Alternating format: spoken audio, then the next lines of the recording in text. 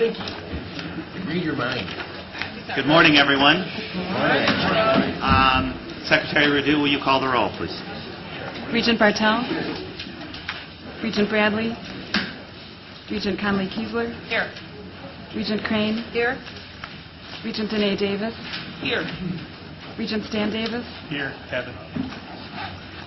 Regent Drew. Regent Evers. Regent Falbo. Here. Regent Loftus. Here.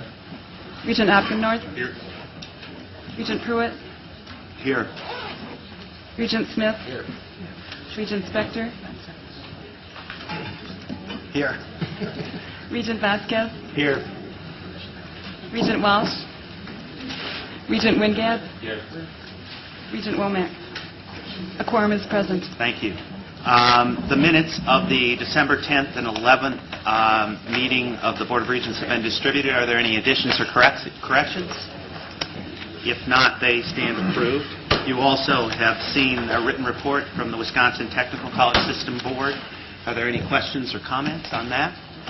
Regents on that board are Regents Evers, Smith, and Vasquez. And Davis. And Davis, I'm sorry, and Davis. Which one? Which one? And Davis. You gotta be more specific. That's true. And Regent Stan. Our president. And he's the president Yes, of the he is. Wisconsin Technical College Board. You may have noticed that there is a slightly larger crowd of visitors than usual today, and I use the word larger in the literal sense. It is my privilege to introduce to the board a representative group of the seniors from the Division III National Champion UW Whitewater Warhawks football team, along with a coaching staff led by head coach Lance Leipold. Are you down here?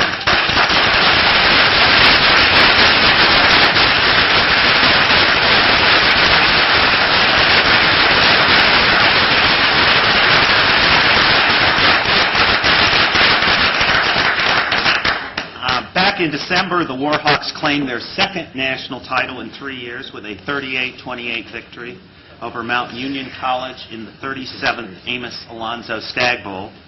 Perhaps like many of you, I watched that game, and it was extraordinary. The Warhawks had the lead, lost it, and then took it back again, showing amazing grit and tenacity. All in all, it should remind all of us, I think, of the very special place that Division III athletics plays in our state and our country. These guys didn't go to UW Whitewater with guaranteed full rides or entourages of sports agents following them around. They are, in the best sense, student athletes. The game was delayed by about 5 hours because of 16 inches of snow fell in the Roanoke Valley. We all know it takes much more than that to phase a Wisconsin football team.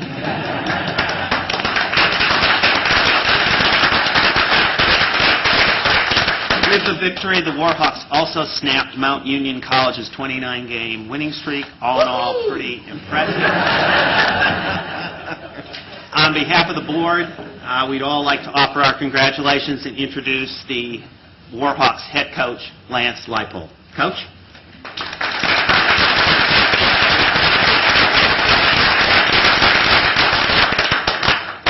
Thank you for those kind words, and it truly is a privilege to be here today. And we had an opportunity in 2007 to have a chance to be among your presence after the 2007 National Championship, and that was my first season as a head coach. And I think any of us have gone through your first year of a new position. There's so much that happens, and the learning curve, and it's kind of a whirlwind experience, and it truly was that year.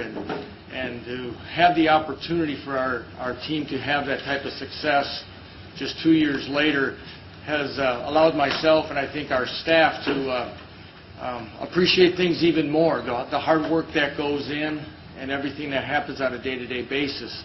But the other thing I think that has become more prevalent to me is all the factors that happen along the way. We have great institutional support, starting with Chancellor Dr. Telfer, Dr. Plinsky, our athletic director, and everything that happens around the Whitewater campus and the Whitewater community and the surrounding area. But as listening to you talk and going through the thing, it's really a statewide thing. our conference, our Commissioner Gary Carner, the great job that he does, and the opportunity for us to compete at a national level and represent the state of Wisconsin. Our conference in Division III athletics is truly the meaning of the student athlete. Our players pay to come to two-a-days. They pay for their own shoes, a lot of those things that come for the love of the game. Our contingency today is just 2 players. We've got a lot of players had other obligations and classwork today of our senior class. One had to cancel because he had to work last night and didn't get back into town. So a lot of those things, as though that may happen, it's truly what it's all about that we have to do, what we do to be successful. Watching our players travel on a national spectrum, even a year ago where we came up short in the game, where we had a chance to travel to Portland, Oregon, Killeen, Texas, and then out to Salem, was, as the head coach, made me awfully proud of the comments that we received in hotels, restaurants, airports, and whatnot about the representation of our student athletes. And just to share with you the comments of their mannerisms, their dress, all those things that we're looking for. It wasn't about touchdowns and tackles and wins and losses. It was about what we were doing with these young men and making them mature and become the adults and professionals that they will soon be, as a head coach becomes very rewarding, as well as a 15-0 experience. So as I kind of go through all those experiences, I know what we'd like to do at the end, of course, on a Saturday is come on the winning end of the scoreboard, but I know our true mission is still developing them as students and as future leaders, and I think we're doing that at UW-Whitewater, as well as all the other WIC schools that sponsor football, and I appreciate everything that you do in allowing us to accomplish that mission. At this time, I'll turn it over to one of our senior student athletes, one of our co-captains this year, senior defensive back from Franklin, Wisconsin, Paul Wick. And once again, thank you very much.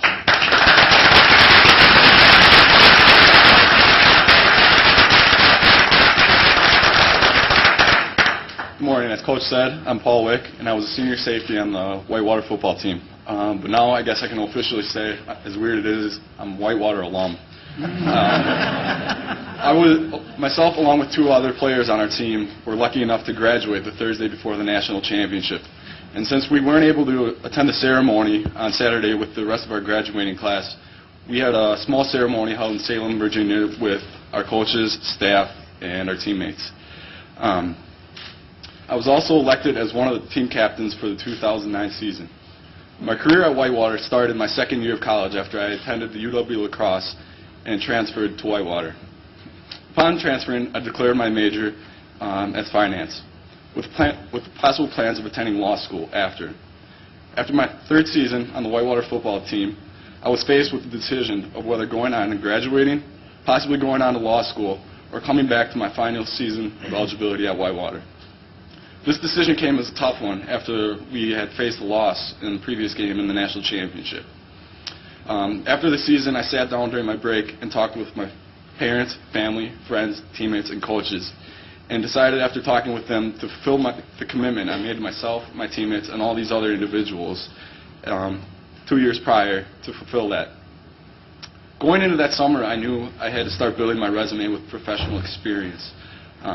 So I began attending different career fairs, talking with different individuals on campus at the Career and Leadership Development Center that we have on campus to help find the right fit for this opportunity.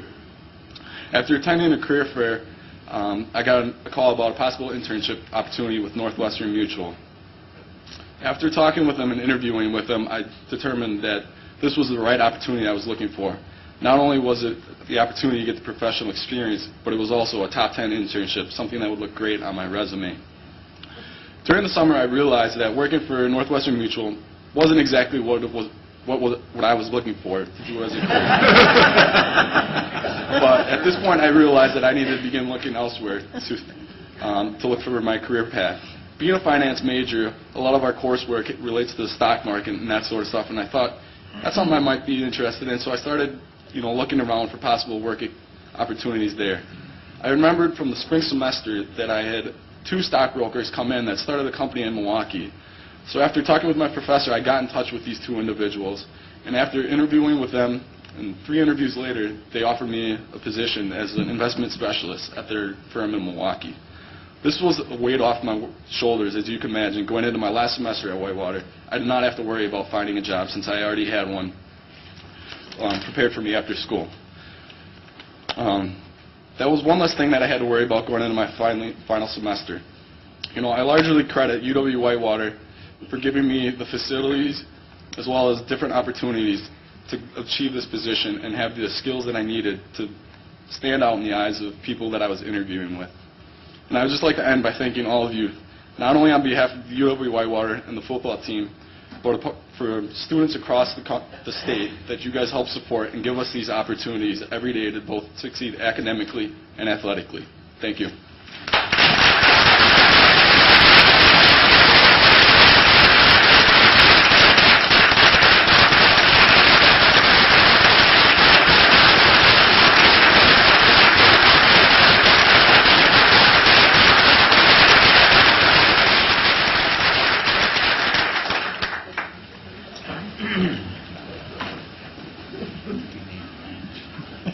Oh, that was pretty good.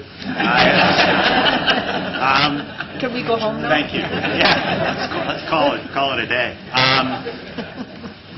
On other news, from our own ranks, I'm also pleased to report that the appointment of Regent Jose Vasquez was unanimously confirmed by the Wisconsin Senate last month. Governor Doyle originally appointed Regent Vasquez to the Board of Regents in February 2008. His current term will continue until 2016. Congratulations, Jose. We're very glad you're going to be staying around for a while. Thank you.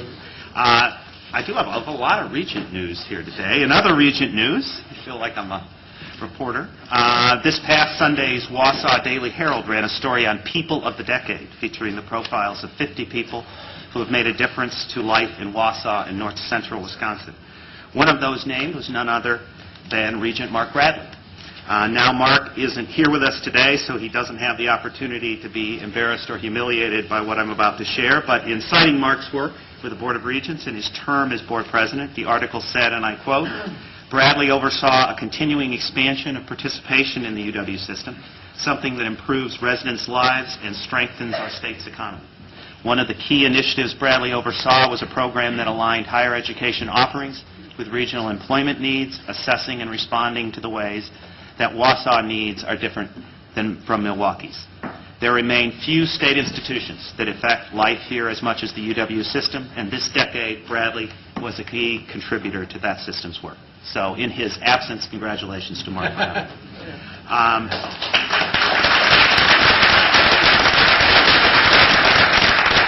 You have probably also heard that Regent Mike Falbo is in need of new business cards. This past week, the Board of Directors of Tier 1 Corporation, based in Lincoln, Nebraska, named Mike as its new Chairman and Chief Executive Officer, effective immediately.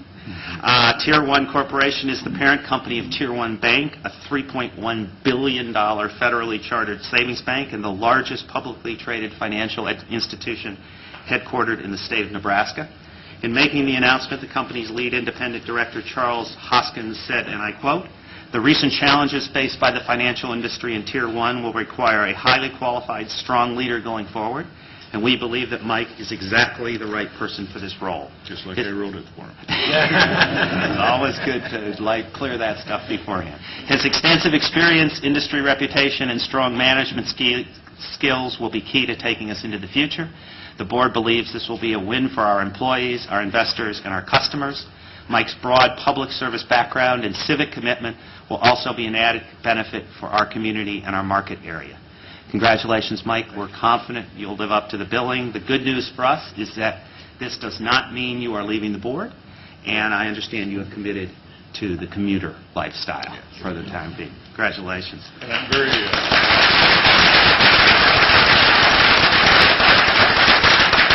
I get very confused in Lincoln because they keep yelling, "Go Big Red."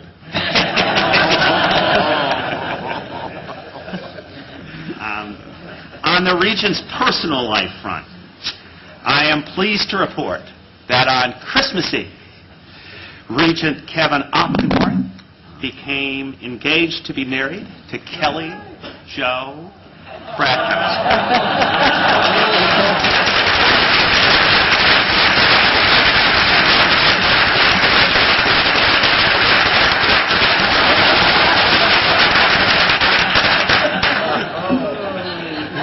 Photos courtesy of Kelly Jo's mom. Congratulations, Kevin. Best wishes to both of you. Going from that highlight to the nation's capital, I just wanted to call all of our attention to the fact that President Obama proposed a federal budget on Monday that has drawn its share of attention and even some criticism. But this budget makes education the most prominent exception to the administration's promise to freeze non-defense discretionary spending. For the second year in a row, the President is asking Congress to make the Pell Grant an entitlement that receives an automatic budget allocation each year to meet the number of students who qualify. He also proposed that the grant's maximum per-student value increase each year by the rate of inflation plus 1 percentage point, bringing it from $5,550 in 2010 to $5,710 in 2011, and an estimated $6,900 in 2019. That 2019 date is important because it dovetails with the President's challenge to all of us in higher education to, quote, once again have the highest proportion of college graduates of any nation in the world. That, my friends, is called walking the walk. As Secretary of Education Arne Duncan said in outlining the proposal, America's economic security depends on improving education. We have to educate our way to a better economy. Secretary Duncan's words could have been said, and indeed probably have been said, by our own President, Kevin Riley, in discussing the UW growth agenda. So on that note, let me conclude my report and turn it over to our Assistant President. Kevin. Thank you, President Pruitt. Good morning, everybody. Good to see you all. I'd like to share some news from around the system with the board. Last month, UW Superior marked the start of the spring semester with the official opening of its $22 million new Yellow Jacket Union. And Chancellor Erlenbach doesn't quite have a yellow jacket on, but it's close enough. The 90,000 square foot facility features a soaring atrium, meeting rooms with balconies overlooking the main floor, fireplaces, lounges, open dining areas that should make this union a really inviting place for students to gather. The project, which began in spring 2008, was funded by student fees and gifts to the university. An added plus, the building will receive LEED silver certification, and for those of you who can never remember what the LEED acronym stands for, it's Leadership in Energy and Environmental Design. So that LEED silver certification for the building will highlight the university's commitment to environmental sustainability and energy-efficient operations. It's not the only UW Superior building to be earning kudos. Incidentally, the Jim Dan Hill Library at the Superior campus recently received the award for excellence in architectural design. So as Chancellor Erlenbach likes to say, it's another something superior at UW's northernmost campus. So congratulations on those accomplishments. UW Eau Claire reports that its first-year retention has reached the highest rate in the university's history. The fall 2008-9 freshman to sophomore rate was 84.4%, topping the previous high of 83% in 2004-2005. That 84.4% retention rate is well above the 71% national average at four-year public universities. This kind of progress is extremely important if we are to meet the UW system goals of growing more graduates in coming years. As pointed out by Chris Anderson, UW Eau Claire's Executive Director of Enrollment Services and their Executive Director of Admissions, there's not a lot of hard evidence to confirm the exact reasons for this year's record high first-year retention rate, but she notes research has shown that freshmen who feel connected to faculty and other students in the campus are much more likely to return in their sophomore year. And UW Eau Claire, like many of our institutions, is making very deliberate efforts to support first-year students by doing things like providing new freshmen with quality advising and strong residence life programs, abundant extracurricular activities, and close contact with faculty beginning in their first-year classes. So hats off to Chancellor Brian Levin-Stankiewicz and UW Eau Claire. Two UW-Madison scientists have been selected by the U.S. Department of Energy to receive 5-year research grants to the Federal American Recovery and Reinvestment and Recovery Act. Dr. Stanislav Boldrave, an assistant professor of physics, and Dr. Daniel Fredrickson, and assistant professor of chemistry were among only 69 scientists nationwide out of a field of more than 1,750 applicants to receive these grants as part of DOE's new Early Career Research Program. This new effort is designed to bolster the nation's scientific workforce by providing support to exceptional researchers during their early critical years. Professor Boldrev is working on a project titled Scaling Laws and Magnetized Plasma Turbulence, and Professor Fredrickson's project is called Chemical Frustration, a design for the discovery of new complex alloy and intermetallic phases. Both professors are eligible for at least $150,000 per year to cover summer salary and research expenses. The details are being worked out with DOE, but we congratulate both of them and Chancellor Biddy Martin. Meanwhile, at UW-Stevens Point, chemistry professor Michael Zach has been awarded $401,000 in a Faculty Early Career Development Award from the National Science Foundation to further his research on targeting new ways to produce patterned nanowires that can be grown into circuits and components for manufacturing materials. This is particularly noteworthy, I think, because these awards are really rarely given to a regional master's granting university. It underlines something that we've been talking about in recent months as part of our research to jobs discussion. That is, there is significant research potential and opportunity among the talented faculty and staff at our comprehensive campuses. So congratulations to Dr. Zach and Interim Chancellor Nook. I understand that Professor Zach has also been invited to appear in Washington, D.C. later this month to serve on a panel before the House of Representatives STEM Education Caucus. And isn't it nice to know that they have one, where he'll take part in discussions on the potential for transformative research at primarily undergraduate institutions. 3 UW-Milwaukee researchers have also received Early Career Development Awards from the National Science Foundation in the past year. Stefan Schnitzer, Associate Professor of Biological Sciences, received $890,000 in an award to support his investigation into the mechanisms that control plant abundance and distribution in tropical forests. Leslie Ying, an Assistant Professor of Electrical Engineering at UW-Milwaukee, received $400,000 in an award to support her work on improving magnetic resonance imaging, or MRI, techniques. And Marius Schmidt, an Assistant Professor of Physics, received nearly $900,000 to support his work on imaging proteins as their atomic structure changes during biochemical reactions. So congratulations to Chancellor Santiago and his colleagues at Milwaukee on those awards. Yet more news on the research front. As you probably heard last month, it was announced that Wisconsin's 2 public doctoral research universities are joining forces in the first dual campus-wide program to promote collaborative research projects involving faculty at both institutions. They just gave each other a high five. No hand-holding permitted in the Chancellor Gallery.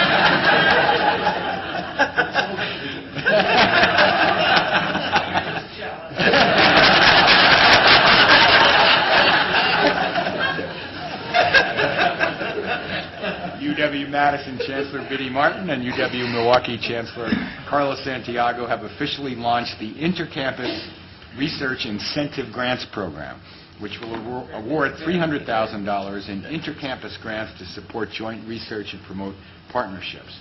Grants will be available in the physical sciences and engineering, the humanities, and the arts and social sciences. And the chancellors have both expressed hope that successful partnership will lay the groundwork for future federal and state grant proposals.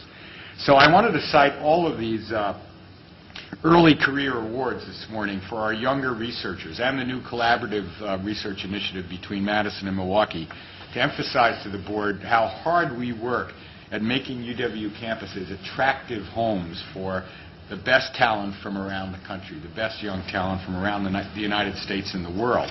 Talent, indeed, that if encouraged and cultivated and nurtured wisely will help create a brighter future for people in Wisconsin and around the world. We just have to be sure that we are pressing hard every day for the resources we need and the flexibilities we need to keep that talent development going right here in Wisconsin. And speaking of spreading success, UW-Platteville's Science, Technology, Engineering, and Mathematics, or STEM, Scholars Program has received a $600,000 grant from the NSF. The STEM Scholars Program is designed to increase the recruitment and retention of undergraduate students into the STEM disciplines through scholarships, structured networking opportunities, and support services. Emphasis will be placed on recruiting and retaining underrepresented populations in these fields, including women, minorities, and persons with disabilities. The STEM Scholars Program will be a 5-year program, annually awarding 8 to 12 renewable scholarships to students with declared STEM majors within the College of Engineering, Mathematics, and Science at Platteville. This project, I think, makes the point that the growth agenda includes efforts to target growth in degrees in areas where we know Wisconsin and the nation need more expertise. So I congratulate and thank Interim Chancellor Butts on that progress. Wisconsin Public Television joined public and commercial broadcasters across the country in Hope for Haiti Now, which I hope some of you saw at least parts of it. It was a huge cross-sector solicitation of relief aid for victims of the Haiti earthquakes. And while that kind of a partnership is pretty rare, the decision to join it was not difficult, according to Malcolm Brett, the Director of Broadcasting and Media Innovations for UW Extension. In an increasingly connected world, he said, the definition of boundaries of the university regularly broadens, and the extraordinary devastation in Haiti affirms the stations and all of our participation in the global village. So thanks to Malcolm and his colleagues for doing that. We also have some news that is really from the home front. Throughout the month of January, we saw the return home of about 3,200 members of the 32nd Brigade of the Wisconsin Army National Guard, which had been serving in Iraq. Many of these service members returned to be demobilized at Fort McCoy. The demobilization process takes about 5 days, and among other things, helps service members understand the benefits to which they are entitled, ranging from employment assistance to health care to the GI Bill. Jan Shepard in the UW System Office of Academic Affairs coordinated volunteers from our UW system institutions to be present at the demobilization. Their presence made it possible for returning veterans to ask real people real questions about their education opportunities in Wisconsin. Interested veterans were also given a welcome back brochure with contact information for all of our campuses. The campuses are now working to reach out to more than 60 of these veterans who requested immediate follow-up contact. We've heard back that the service members really appreciated our institutions being there, and also that UW staff enjoyed the opportunity to see, in some cases, some of their already enrolled students returning safely to Wisconsin. Earning a college degree will open doors for these new veterans as they look for civilian job opportunities in a tough job market. Their presence on our campuses, too, will diversify our student bodies and enrich the educational experience for all our students. So thanks to Jan Shepard and colleagues across the system for all their efforts, and let me add our welcome home to the 32nd Brigade. Finally, I wanted to draw your attention to 2 green and white pocket-sized brochures in your folders that are companion pieces to the growth agenda for Wisconsin 6-panel fold-out that you've probably seen. That was published about a year ago. These new pieces cover in depth 2 important areas related to the growth agenda: accountability and quality. The brochure, entitled A Leader in Accountability, succinctly describes how the UW system is efficient and accountable using the most current confirmed statistics. The other one, called A Quality 21st Century Education for Every UW System Student, explains the 5 shared learning goals representing the university's commitment to student preparation. So I invite you to take a closer look at these publications and share them with friends and colleagues. We have more copies available, of course, if you're interested. And as we step up our efforts to be one of the state's core engines of recovery and renewal, the growth agenda remains our main focus and our top priority. It's what we believe we must do for the state of Wisconsin to ensure that we greet the future from a position of strength. So I hope these publications are a valuable resource in communicating that important message out to our stakeholders. So to conclude my remarks, President Pruitt, I wanted to recognize that February is the month of Valentine's Day. Since engagements and things are in the air, I thought I'd read not a poem, but a kind of poem to celebrate upcoming Valentine's Day on the 14th. the closing of James Joyce's Ulysses, which is Molly Bloom's monologue. Molly Bloom is a early 20th century Irish woman of a certain type, not very well educated, shrewd, both practical and romantic. And in the close of Ulysses, she's in bed in Dublin, just kind of ruminating about her life. She's remembering in particular thinking about her husband, Leopold Bloom, who in her version of the world she got to propose to her on Howth Head, which is kind of a park, a hill at one end of Dublin Bay where they were picnicking one Sunday 16 years before. And she's thinking, too, about her father and other men of his generation and other men she's known before her husband, thinking about a lot of things, some of which you'll hear. So this is Molly Bloom thinking about Valentine's Day kinds of things, let's just say. "The sun shines for you," he said, the day we were lying among the rhododendrons on Howth Head, in the gray tweed suit and his straw hat. The day I got him to propose to me, yes. First I gave him the bit of seed cake out of my mouth, and it was leap year, like now, yes. 16 years ago, my God, after that long kiss I near lost my breath, yes. He said I was a flower of the mountain, yes. So we are flowers, all a woman's body, yes. That was the one true thing he said in his life. And the sun shines for you today, yes. That was why I liked him, because I saw he understood or felt what a woman is, and I knew I could always get round him, and I gave him all the pleasure I could, leading him on till he asked me to say yes, and I wouldn't answer first, only looked out over the sea and the sky. I was thinking of so many things he didn't know, of Mulvey and Mr. Stanhope and Hester and Father and old Captain Groves, and the sailors playing All Birds Fly and I Say Stoop and washing up dishes, they called it, on the pier, and the sentry in front of the governor's house with the thing round his white helmet. And I should have mentioned that she's remembering her girlhood in Gibraltar, where she grew up, the rock in Spain that England controlled at the time, the closest part of Europe to North Africa, and she remembers the sort of Moorish and mixed populations there. So the governor's house is the governor's house in Gibraltar with the thing, and she's remembering the sentry in front of the house with the thing around his white helmet. Poor devil half roasted. And the Spanish girls laughing in their shawls and their tall combs. And the auctions in the morning, the Greeks and the Jews and the Arabs and the devil knows who else from all over the ends of Europe. And Duke Street and the fowl market and all clucking outside Larby Sharon's. And the poor donkeys slipping half asleep, and the vague fellows in the cloaks asleep in the shade on the steps, and the big wheels of the carts of the bulls in the old castle, thousands of years old, yes, and those handsome Moors all in white and turbans like kings, asking you to sit down in their little bit of a shop.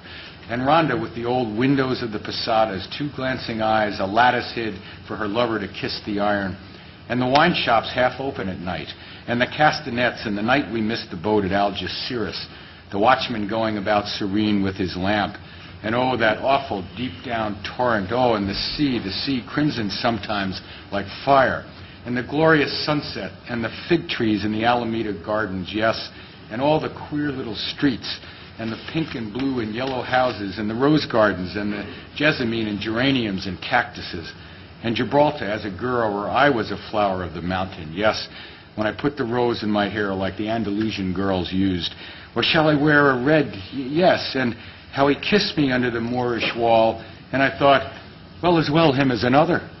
And then I asked him with my eyes to ask again, yes, and then he asked me would I, yes, and to say yes, my mountain flower, and first I put my arms round him, yes, and drew him down to me so he could feel my breasts all perfume, yes, and his heart was going like mad, and yes, I said, yes, I will, yes.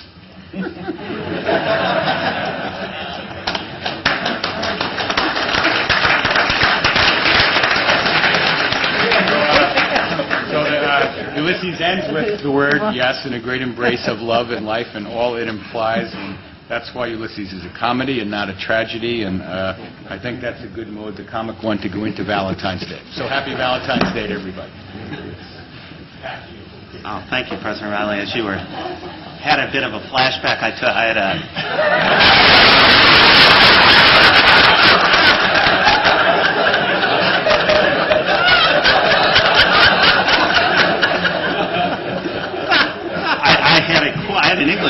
in college.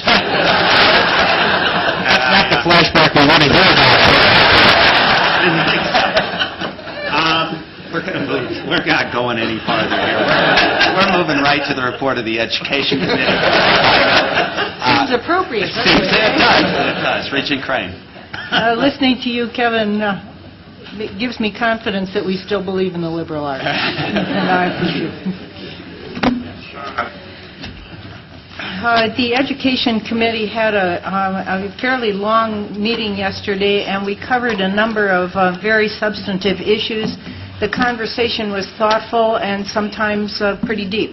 I would encourage you, because these reports always have to be short, to read the minutes of our meetings, as I find it very helpful to read all the minutes, because I think we can never, as a full board, understand the depth of the issues that occurs in each of the committees. So I would encourage you to do that, especially this particular meeting, because we covered a lot of important things. We began with a consent agenda, which I will refer to at the end of this report. We then heard a presentation on teacher education. This is a priority area that had been designated by the Education Committee earlier in the year as one in which we wanted to focus. We heard from a number of people, Debbie Mahaffey, who's an assistant superintendent at the DPI, Francine Tompkins, who's director of the UW System PK16 Initiatives, Beth Giles, who is the director of the Institute for Urban Education, and Katie Haining, Dean Katie Haining, who is the Dean of the College of Education at UW-Whitewater. We all know that there are many challenges around teacher education at this time, and there is much good work we can see that is going on throughout the system. We did, let me highlight two particular initiatives on which we focused. The Institute for Urban Education is up and running in advance. Its mission is to advance the preparation of urban educators. This is only a couple of years old, and the Institute already has some impressive outcomes, especially in the percentage of its graduates, 81%, who will go on to begin their teaching careers in the Milwaukee Public Schools or other urban areas. And then we also heard about UW-Whitewater's College of Education and its entire restructuring. And it was very neat to hear from Dean Haining that particularly Regent Davis's comments at the Council on Diversity had motivated her really to address the lack of diversity in that college's student populations and in the faculty's cultural competence. The Future Teacher program there is the result. There have been exciting changes in infrastructure being put into place this year to bring in and support more students of color in the program, and to truly change the culture in the college to enhance the cultural competence of faculty, staff, and students. We were excited by what we heard in that program and about others. The members of the committee expressed the high expectations, our endeavors that we intend to keep in front of us to close the achievement gap, and that we need to redouble those efforts, and that these projects must be scaled up to reach more UW education students, and then, of course, the children that they will have in front of them in the classroom. We really supported the work that we heard about, and we fully intend to continue our attention to this important area. We then had a long discussion relating to UW-Milwaukee charter schools, and Bob Catman, who is the director of the UW-Milwaukee Office of Charter Schools, and Provost Cheng were with us and were very helpful as we went through these two particular issues. The first issue, which will later be on the consent agenda, was the approval of a new charter school at UW-Milwaukee, the Veritas High School. This is currently an operating school within the Milwaukee Public School charter system, and they have petitioned to become part of the UW-Milwaukee charter system. This is the third charter school this board has authorized that's overseen by the Seeds of Health, which is obviously a very effective organization, and this would become part of their 3 schools that would be part of the UW-Milwaukee system. We did have a number of people from that school, including Marcia Spector, who is the executive director of Seeds of Health, and Sherry Tolkien, who is the principal of Veritas. We had a lot of discussion about this school, and it's very obviously a very fine school. We talked about having it move from one system to the UW-Milwaukee system, and ultimately the support was unanimous. We then also entered into a discussion of an effort that's part of the national charter school movement that's called replication. And Dr. Catman pointed out that this means the practice of a school management organization that opens another school using the identical model already in place that is managed by that organization. And the result is not then a new or separate kind of contract, but in fact a replicated school. Dr. Catman pointed out that this would provide more Milwaukee students, if in fact such efforts were implemented, that it would enable more Milwaukee students to enroll at what has been deemed successful schools, that they are blueprints, and would include replicating those aspects of high-performing schools: leadership, finances, school culture, necessary staffing. We had a very long and intense discussion of this, as we have on charter school issues previously. Regent Evers was helpful yesterday, I think, in talking about how this fits into the picture of betterment of all Wisconsin schools and the goals that we all have for Wisconsin's children.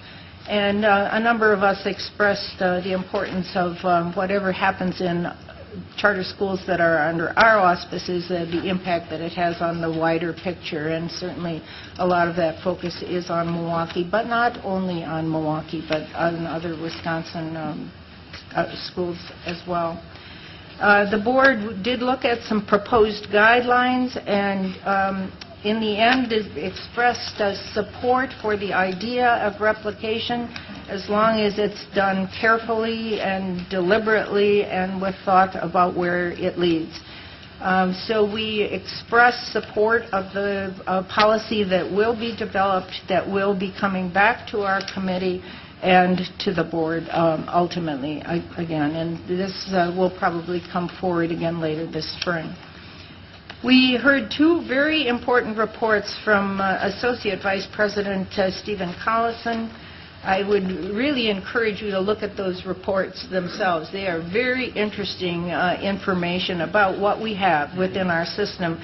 One of the reports is the academic report, Program Planning and Review, and that's presented to us annually, gives us an overview, a very good overview of the roles and responsibilities of the major players who determine our overall program array, the institutions, the administration, and of course the regions. It also provides a summary of major activity taking place in terms of program entitlements, authorizations, implementations, and joint reviews. And then there was a second report, which was the 2009 Program Realignment Initiative, that was a result of a working group that was charged by Senior Vice President Martin to review the system's undergraduate program array in a broader context, and that especially doing that in light of the state's fiscal environment. This report caused us a lot of discussion as well. I again urge you to look at that. It offers an assessment of the viability and productivity of degree programs in terms of enrollment and completion, And there was fine-grained analysis done at each UW institution, and they received information on each major's share of total undergraduate degree production on a per-institution basis over the last 10 years. It identified majors that have produced fewer degrees over the past 10 years, but also pointed out to the complexity of what that means and what kind of attention and discussion should be taken place around that. And the working group was not determining some optimum number, but looking at the data that is available and thinking from that. This information is meant to be used by campuses as they think through their overall program array and the potential realignment in what we believe to be lean years to come. And we heard from provosts that the information is already encouraging such discussion on their campuses. This group also developed guidelines for program closures or discontinuations, as well as program suspensions, those that might be suspended for a time but come back. These guidelines are designed to encourage coordination among institutions and to ensure that the system maintains capacity to offer the programs that are needed by our citizens in the youth. And we were very impressed with the importance of this topic, especially in the budget climate. We then had the report of the Senior Vice President who gave us a follow-up on the December discussion on tuition discount initiative that was announced by President Riley. And he had led us in a discussion of ways to hold college costs down for students and their families. And one of the primary ways mentioned was to encourage and motivate students to complete their baccalaureate degrees in 4 years. Since December, Vice President Martin has been working with the provost to identify those degrees at UW institutions which are already designed for 4-year completion by students. Rebecca pointed out that this is low-hanging fruit, and many, if not most, degree programs offered in the system are designed to be completed in 4 years, and that there are exceptions that require more than 120 credits for graduations. While this is good news, it's clear that better messaging and advising can be done at the institutional level to help more students and their families to work to complete those degrees in 4 years. And in the next months, Rebecca's offices will continue to work with the institutions to assemble materials and information already in existence that provide students with the clear information that they need. The longer-term goal announced by President Riley earlier is to mount a campaign through the UW Help program under the discount initiative that will provide students online user-friendly matrix or a template that lists for them those degree programs that are should be able to be completed in 4 years. And noting that there will always be students for good reasons who would choose a longer time. But we do believe that the system can do a better job at making the pathway of a 4-year degree more evident and accessible. Then we have discussed the UW College's proposed BAAS degree that you've probably seen a little bit of publicity about. We all know that the UW colleges have been working on a proposal for a Bachelor's of Applied Arts and Sciences. We've heard about that for over a year. This week, Senior Vice President Martin granted an entitlement for the UW colleges to plan a pilot program on 6 campuses and in collaboration with partnering comprehensive campuses. And this is the normal procedure, the entitlement being the first step. The entitlement was granted following extensive input from the system's provosts and chancellors, and which resulted from a significantly revised proposal from what was originally proposed by the colleges. And you probably remember that earlier proposal. Rebecca informed us that there remains much work to be done by the colleges as they develop the request for authorization for the degree, with the specific issues to be addressed outlined explicitly in the entitlement letter. Now, we all know that that the comprehensives continue to have reservations about this proposed degree, and that is part of the discussion.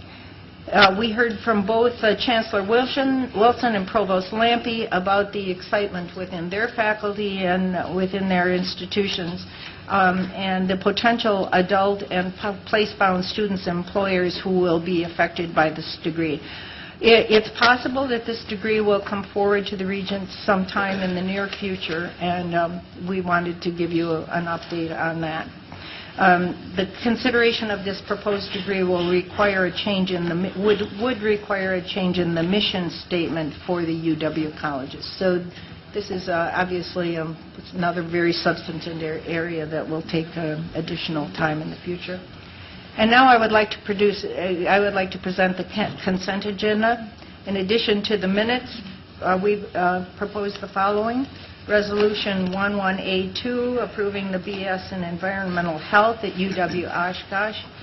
Resolution 11A3, approving a BS in Cognitive Science in UW Stout.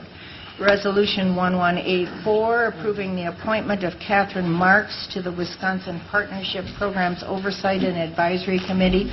All of those items had materials that you have received. And Resolution 11C1, approving the charter school contract with Seeds of Health Incorporated to establish the charter school known as the Veritas High School. I submit that resolution. Is there a second? Second. Is there a request to remove any item from the consent agenda? Regents Beck. The Veritas one, so I can... The Veritas one. What would be the Veritas one? Would that be? That's Resolution 11C1. 11C1. So that will be removed. Are there any other requests to remove any other items from the consent agenda? And I'd like to speak on that. Sure. Discussion. Oh, do you want us to speak on Veritas? Yeah. Okay. But other than that, is there any discussion on any of the other items or anything else that Regent Crane reported on the Education Committee? If not, all those in favor of those, with the exception of 11C1, please signify by saying aye. Aye. Opposed? Those are agreed to. We now turn to 11C1. Regent Drew. Yeah, I would speak against adoption of 11C1. I mean, first of all, the whole issue of whether we should be in the K-12 business is not before us today, but frankly, I don't think we should. I didn't have the benefit of hearing all the discussion in the Education Committee yesterday. I did get a chance to hear some of it, and you know, by all accounts, Veritas is an excellent school, good people doing good things for good reasons at Veritas. And that's actually one of the things that troubles me, because Veritas is doing well within the MPS system. It is a non-instrumentality charter. They're non-MPS employees. It's not under all the rules that govern other MPS schools. So it troubles me that we're going to pull it away from MPS. We're going to take a good performing school in MPS when MPS is having certainly all kinds of problems. Take that out of the MPS mix, and that does a couple of other things. One, it reduces revenue to MPS when you take students away from MPS. Another thing that is also troubling the special needs students at Veritas is around 7%. Within other MPS, the average in MPS high schools is about 20%. So I think this just accelerates the trend of taking students away from MPS and then leaving MPS with the high concentration of special needs students, which then skews the results for MPS and continues to make it look worse. And everybody can agree that MPS has huge problems, but I would submit that part of the problem with MPS is the extremely high concentration of low-income and special needs students that has only been increased because of the outflow of students into charter and choice schools. So for those reasons, I'm against this motion. Thank you. Regent Davis and then Regent Vasquez. As is the case on occasion, especially on this topic, I will respectfully disagree with my colleague, Regent Drew. As was brought out by the school officials, they're looking to have all of their campuses, which at this point number 3, to be under the same chartering authority from an accountability standpoint. They actually also, quite frankly, commended the management and administration of our chartering authority as reflected in the work that Dr. Catman and others at UWM have done. So their reasoning is what I think persuaded the committee unanimously to recommend to this board that we support their request to have all of their campuses, all 3 schools, be chartered by the same authority. Number 2, in terms of a good MPS school, I think that one of the issues that Marcia Spector would clearly and has many, many times indicated is their school has thrived and been successful despite MPS. And so when you talk about a good MPS school, it just happens to have been under the umbrella of schools that are, yes, indeed, characterized as non-instrumentalities of MPS. I do regret that there is flight from MPS, but I think that reason or those set of reasons are a whole host of things, not the most of which is that there are options for which these children and their parents can decide to go to, namely charters and choice schools. In terms of the special needs issue, I think it should be brought to our attention that as Dr. Catman indicated and Provost Chang indicated, part of the contract for Veritas is to require that they increase the percentage, if you will, of special needs students who will attend Veritas. Related to that, I would like to indicate that this school has 250 students in high school, so we're not talking like a huge impact on MPS. I think that the big P policy question is a worthy one to think about, but I just want to kind of clear up the facts around Veritas for this board. Thank you. Regent Vasquez. Just very briefly, it's my understanding that the office at UW-Milwaukee is not out there actively recruiting and intentionally drawing charter schools from other authorizing entities. And I think that we need to make sure that people understand that UW-Milwaukee is not out there raiding other entities. I think that the fact that charter schools are interested in UW-Milwaukee speaks more to us and the caliber of the program that is under the UW-Milwaukee auspices. And good always looks for good, and excellence always looks for excellence.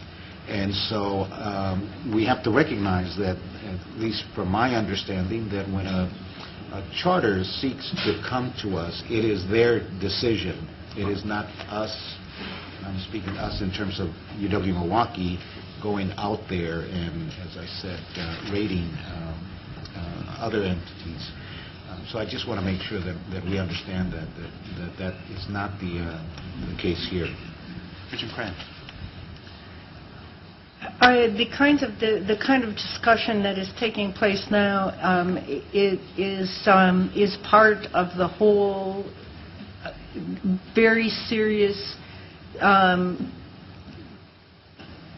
challenge that we know that we have, especially in urban areas, in public education, and within our committee, we have, and not for the first time, and there have been varying people on the committee on the education as we have discussed these issues. There is struggle with the kinds of issues that have been laid out here this morning.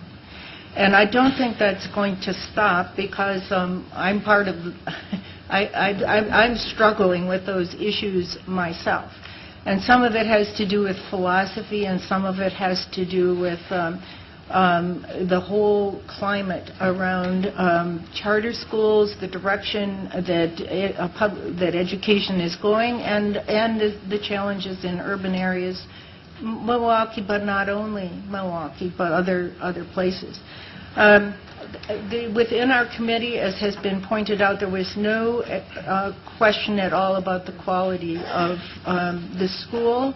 that was at issue. And secondly, there is a lot of respect, I think, that everyone on the committee has for UW-Milwaukee and the way their schools, their charter schools are governed. I don't think that is at issue, and at least it isn't with me and anyone else that has spoken. So I'm just saying that these are important issues, and they are important for us to be addressed, and the discussion that we had yesterday I thought was meaningful and that will continue. Regent Evers. We all struggle. And I appreciate Regent Drew's comments and share some of his concerns at different levels, but what my focus is on is trying to make sure that we get Milwaukee Public Schools in a position so that they can retain these schools rather than having them want to leave the system. And so it's just much bigger than Veritas or Bruce Guadalupe or any other school that may have left MPS. So this is a single issue, and I did support it.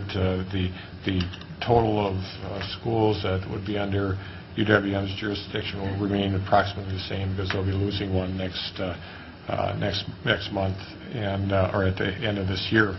So I support it with some reservations, but it is around a larger issue of all of us kind of working together to make MPS strong enough so that these changes are not made. Regent Falbo. I just have a question. Maybe Tom, you can answer this. This is already a charter school, and it's just under the MPS approval authority for charter schools. Are they counted as MPS students for purposes of the performance, as like we've seen in the book, or are they counted separately as on the charter school side? Presently, they're counted as MPS students. Okay, thank you. Any additional discussion? Regent Spector. I just want to say that I'm abstaining because my sister is the executive director of this organization. Thank you. So noted. If not, if we are prepared to vote on 11C1, all those in favor of this resolution, please signify by saying aye. Aye. Opposed? No. Abstention? Regent Spector. Thank you. Regent Crane, or anything else to report from the Education Committee? No, other than to say that I really appreciate all the people who participated in that meeting and this one on these issues, and I would also like to thank the staff, Stephen and the Rebeccas, for the fine guidance they give us. Thank you. We are now prepared to move to the report of the Business, Finance, and Audit Committee, which spent a few minutes yesterday on their agenda, and I would now like to turn it over to Regent Brett Smith. Do we have Regent Walsh on the line? I believe he is. Yes. We do. I bring you sunshine for you. Have you read the Milwaukee Journal-Sentinel editorial page this morning? No, I'm in Denver. I just wrote... Try to get that online. You're quoted extensively in an article by either a present or former UWM student. Yes, you're extensively referred to in that article. Just to pique your interest a little bit. It's on tuition. It's on tuition, David. All right. All right. Have to look, but... We did have a long day yesterday. It started actually at 10 a.m. with the annual trust funds forum, and for the third consecutive year we had no speakers. So that was... Or as long as he's been chair of the Point that out. That is the case. would argue there's no relationship between the lack of speakers and my term as chair. We then went on to discuss, back when we got back at 12:30, the annual financial report and auditor's opinion. Glenn Nelson presented summary information from the UW System annual financial report that's in your package. That report includes an unqualified audit opinion from the Legislative Audit Bureau, along with other higher education financial statements. We heard from State Auditor Jan Mueller with the auditor's opinion, and Audit Director Carolyn Stittelberg with the auditor's communications. We had 2 or 3 items that they indicated they thought we needed some correction. I think we were satisfied at least with what the actions that the system was taking to try to correct those items that Jan and Carolyn indicated. We also heard from Julie Gordon regarding the 2010 plan for audits. I think those are in your packet and the different activities that Julie and her group are planning for the coming year. We then took several items out of order to allow for hopefully the maximum participation by the Regents that are as we went on through the day. But let me cover them at least in the order that our agenda has them in. And the first one was the review and approval of revised differential tuition policy. This was the more general discussion as opposed to the specific differentials. And Tom Andrews presented information on a revised differential tuition policy and proposed system guidelines for differential tuition initiatives. Suffice to say, there was considerable discussion about what should be included in board policy and what should be left to prescribe system guidance. And the committee concluded that the chair of this committee and its vice chair would work with Tom Andrews and Pat Brady to address a number of the committee's concerns and bring back a revised policy in the April meeting. We then spent, I thought, about an hour and a half on our UW-Eau Claire Blue Gold Commitment and Undergraduate Differential. And of course, it's very difficult to summarize that long and very good discussion about the Blue Gold Commitment. Very briefly, the proposed increase would add $300 to the institution's differential rate in each of the next 4 years, ultimately resulting in a $1,200 increase to undergraduate tuition rates. The Blue Gold Commitment seeks to invest heavily in high-impact learning practices, advising and student portfolios, and teaching and learning enhancements.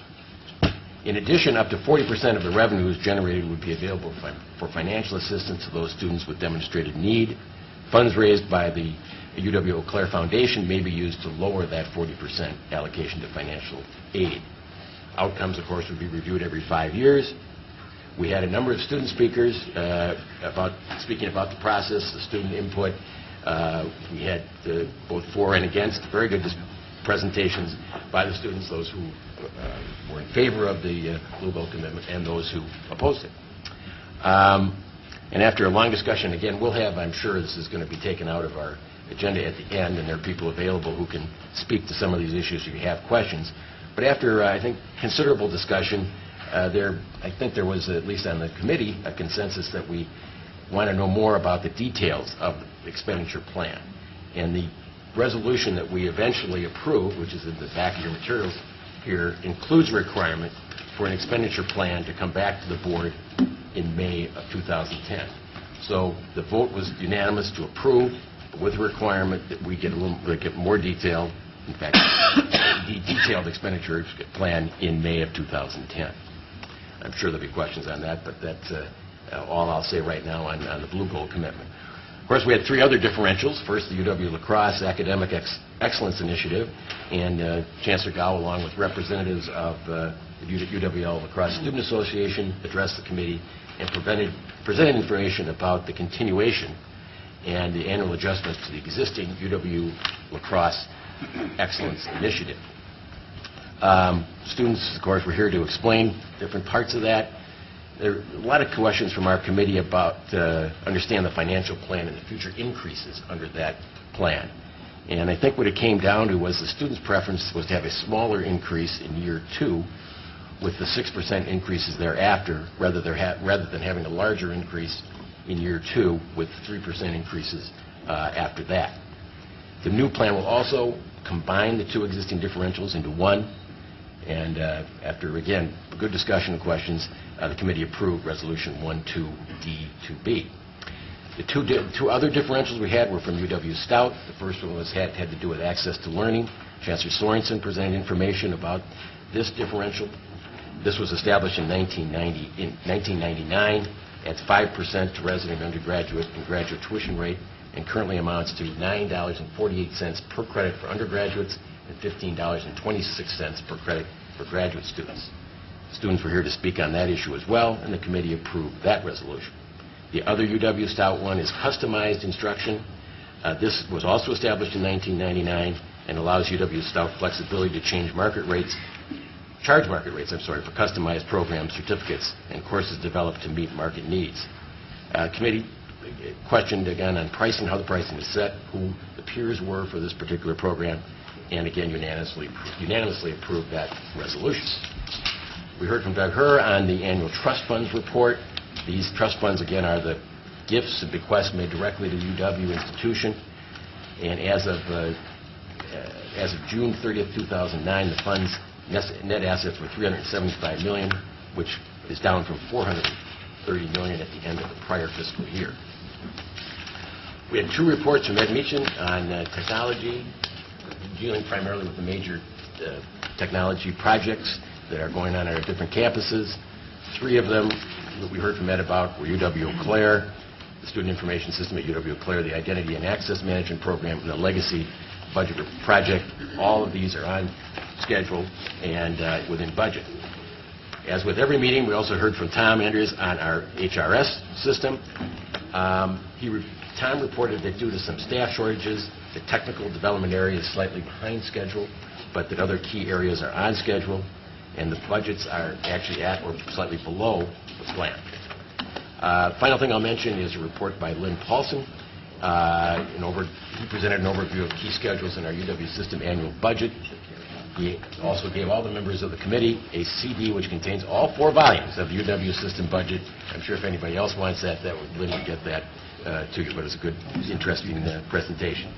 So on behalf of the Business, Finance, and Audit Committee, Mr. President, I would now move adoption of Resolution 12D2A as revised, the UW-Eau Claire Blue Gold Commitment and Undergraduate Differential Tuition, Resolution 12D2B, UW La Crosse Academic Excellence Initiative, Resolution 12D2C, the UW Scout Access to Learning, and Resolution 12D2D, UW Scout Customized Instruction. Thank you. Is there a second? Second. Is there a request to remove any of these items from the consent agenda? Regent Loftus? Eau Claire 1, please. 12D2A is removed from the consent agenda. Is there any other desire to remove any other item from the consent agenda?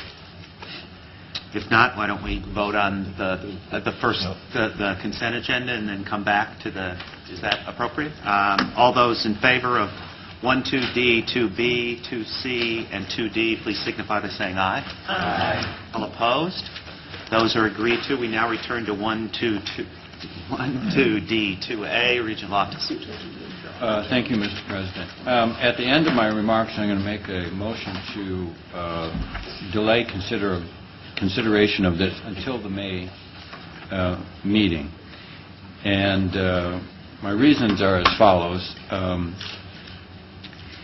Obviously, we're in a tough economy and an unemployment rate that is significant in this state, in this country, and a tuition increase of this size at this time is a serious decision and serious impact. For some students and family, the issue is staying in school, not necessarily what the future of the school is, and we have to keep that in mind. Also, the full impact of the student union building fees come online, I think, this year at Eau Claire. We're all politicians here. The couple of million people the governor could have chosen to be on this board, he chose us, and the Senate confirmed us. And in the case of Tony, got here with a statewide election. I think we have an obligation, because of that method of how we get here, to seek compromise and consensus. And from all of the discussion that we heard yesterday, there seems to be lurking somewhere in Eau Claire a consensus around this issue, at least more support than there is now. And I would suggest that since Eau Claire has to come back here in May anyway, that we delay this decision and that we ask them to come back with a lower number for the tuition increase, come back with a more concrete commitment from the foundation on financial aid, and more student support. Now, if we approve this, what do we get? Well, we have a divided campus to begin with. We're going to impose something on them. The opponents will become losers rather than opponents. And it became clear that the opponents also want something, some tuition increase, some financial assistance, some improvement in the school, but not particularly this one. Moving it to the May meeting does not send it back. It keeps it here, but allows Eau Claire to go through a process where they could come to us and say, well, we would like these modifications along with what we would require them to bring back in May anyway. It gives a chance for consensus. It doesn't dictate it, but it gives a chance. And Kevin told you about Molly Bloom's cake. Let me tell you about half a loaf Hollander. Bread by another method, I guess, but Walter Hollander was a state senator, and he was the co-chair of the Finance Committee a long time ago. And he never wanted anybody to walk out of there a loser. And so the final analysis, he'd say, well, how about half a loaf? Everybody got a half a loaf. But it kept the place running. Nobody was a loser. People felt good. You got through that day on to the next one. Not only did you get through that day on to the next one, you got through that budget with this. So I would suggest that we delay this consideration and give the obviously talented and articulate students at Eau Claire another kick at the cat. And I'd ask for a roll call vote. Okay, so you're, just to clarify, your amendment is to... No, it's not an amendment. It's to move this proposal to consideration in the May meeting. In the May meeting. Is there a second to that? Is that a motion to table? I'm sorry, Regent Walsh? Just a motion to table? No. It's not a motion as explained to me that to table. It's to move consideration, Regent Walsh, to the May meeting. To postpone it. To postpone to the May meeting. Same thing, we took it off, okay. Say again? That's fine. Okay. Is there discussion? Regent Oppenheimer. I'd first like to commend the Chancellor and the Student Senate for the proposal that they brought forward today. I believe that this proposal goes a long way to preserve the quality and excellence at UW-Eau Claire. But I also believe that this proposal still has much room to be strengthened. I have spoken with many students for and against the Blue Gold Commitment, and all have been well-spoken and informed. My plea to you today is to allow those students to work out their issues on their campus and then bring it back at a later time. I feel like these students are well-informed, and I feel like we should give them a chance to go back and look at their process and hopefully have a better consensus so that this divisive issue does not create a divisive environment on that campus for the many years to come. Thank you. Is there additional discussion on this? Regent Vasquez. I have a couple of concerns.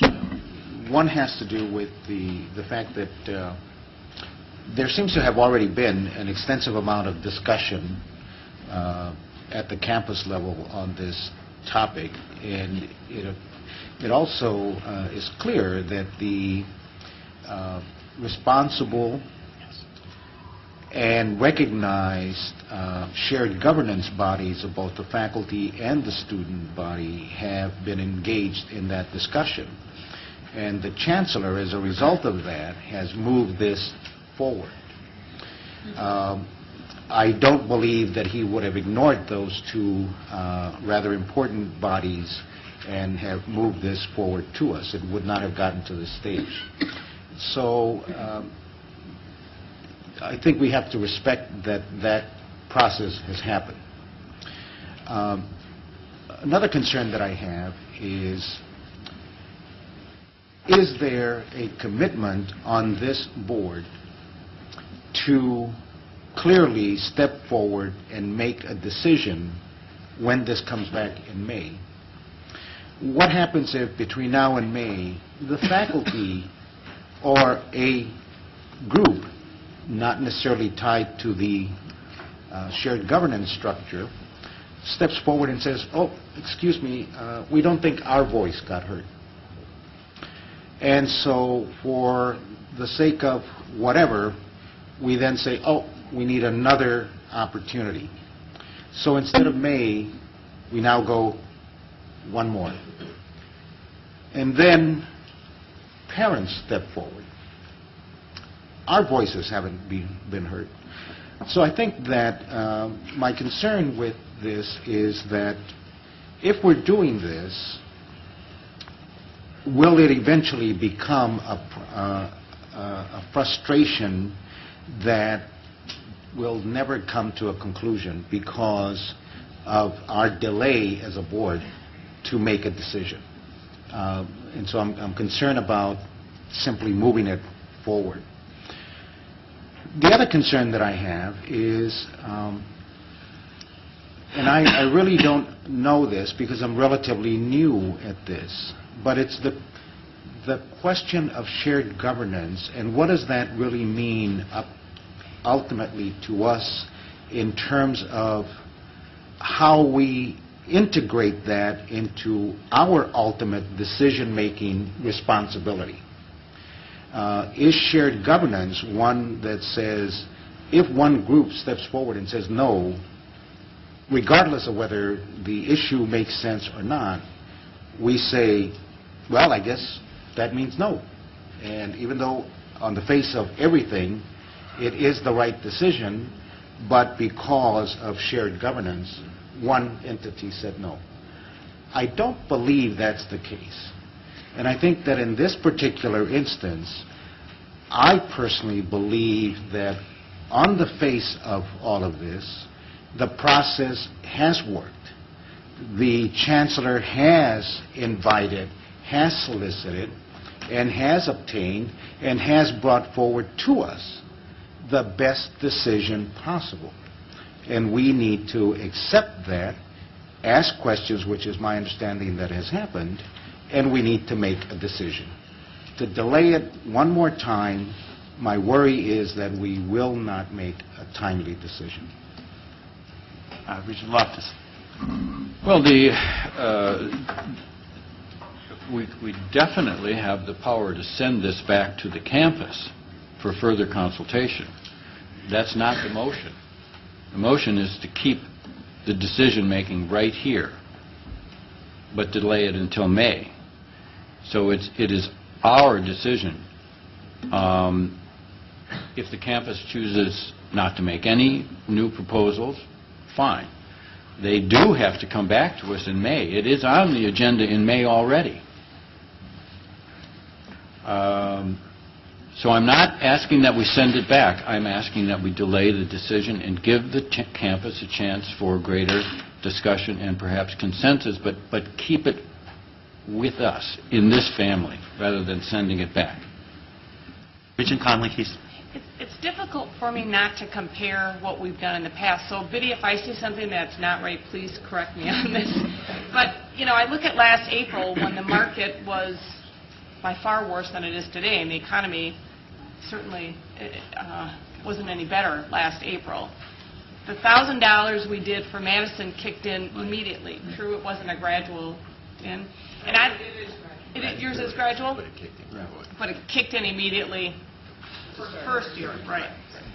I don't think there was an overwhelming student support at that point. I mean, I think it was kind of a 50-50 split or 49-something. Student government was, I think, 17 to what? So it wasn't huge. I mean, there wasn't students standing there going, absolutely do this, we absolutely want this. You're always going to have half the student, you know, or a portion of the students that want something and a portion of the students that don't. So it's hard for me to compare this saying, well, we should put Eau Claire on hold when we didn't put Madison on hold and ask them to go back to the students and ask them to get more consensus around this. That was a tough decision last May or last April for me to make, and it was a tough decision this time. I would have liked to have seen this number lower. I told the Chancellor that numerous times. But this is the number, and this is what that campus believes they need to move that campus forward, and I think we just need to make the decision today. If we vote against it, we vote against it, but I hate to delay it another couple months. Regent Bartel and then Regent Davis. Like all of you, I think I received a lot of emails on this subject. I had some personal contacts from parents and students, and I did give the matter a lot of thought. Having reviewed it carefully, I'm prepared to vote in favor of the motion. However, and I should say that I have the same concerns that Jose has expressed about delaying the decision, whether it will going to May, might put it off again, and so on. On the other hand, I would be interested to know what effect postponing this decision would have on the campus, postponing it until May. I do have concerns about the vehemence of the objections. I think the Madison initiative, as far as I heard, had a lot of strong support from the students. If there's any place in this state where we would get notice of opposition while we meet here in Madison, it would have been in the Madison initiative. From Eau Claire, we got some very strong opposition, and I kind of respect Regent Opgenorth's analysis of this and his contacts with students and so on. And I would like to know from the Chancellor or somebody else what the effect of delaying this decision would be if we put it off until May. Chancellor Stanikevich. I couldn't give you a detailed answer on what delaying would do. We need to get financial aid notices out in April. Is that, Kathy? April. So May would take us beyond the point at which we could give incoming and continuing students a clear picture of what their cost would be for next year. And either we would have to go with a hypothetical in April and adjust later, which switching to the new campus solution systems becomes a little tricky in the middle of that. Or that we would have to defer implementation to either January, might be a possibility, or fall of 2011. Regent Davis. I support the resolution as offered by the Finance Committee. I'm particularly glad to see the amendment which asks for a detailed plan on how the expenditures will be made. I believe that goes a long way to taking the mystery out that is probably, at least in part, shaping the concerns that those who apparently may be opposed to are having, because it's 30,000 feet of information right now, and when you fill in the blanks and get some details about exactly how this is going to work, I think there will probably be, with clarity, gains more support.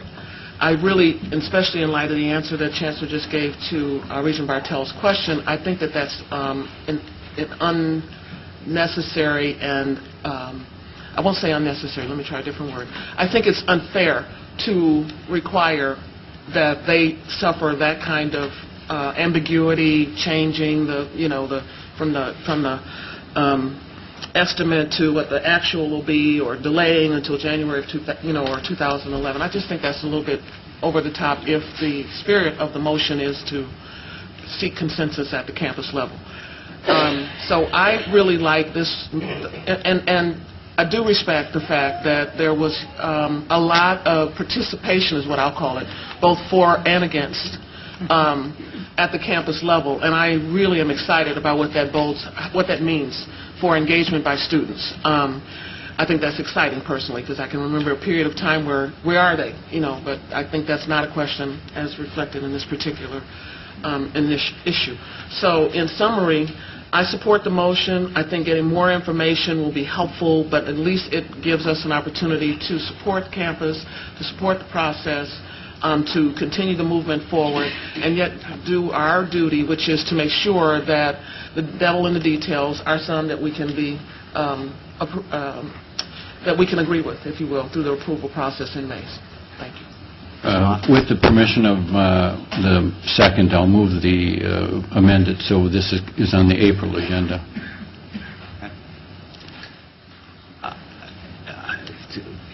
Regent Smith, and then we'll come to Regent Wingate. Thank you. I'm going to propose the motion to delay this. I think a couple things. One, I think there was a commitment yesterday from the foundation, not as specific as maybe, but it was clear that they were going to work and they were clear they were going to raise money. They just didn't have all. So I think there is a commitment from the Eau Claire Foundation to UW Eau Claire Foundation. Two, my recollection was that in Madison, at least the initial poll or survey was not supportive. That later it came around and there was, but at least the initial poll or survey in Madison was not supportive. The survey. The survey. And finally, I was impressed by what I heard yesterday from the Eau Claire students, and especially the leadership of the student government in supporting of this and the process that went through. And I'm sure that talked to a lot of students. We all have had contact, and I certainly listened in my conversations not only yesterday, but also as we went through the process to our region from UW Eau Claire.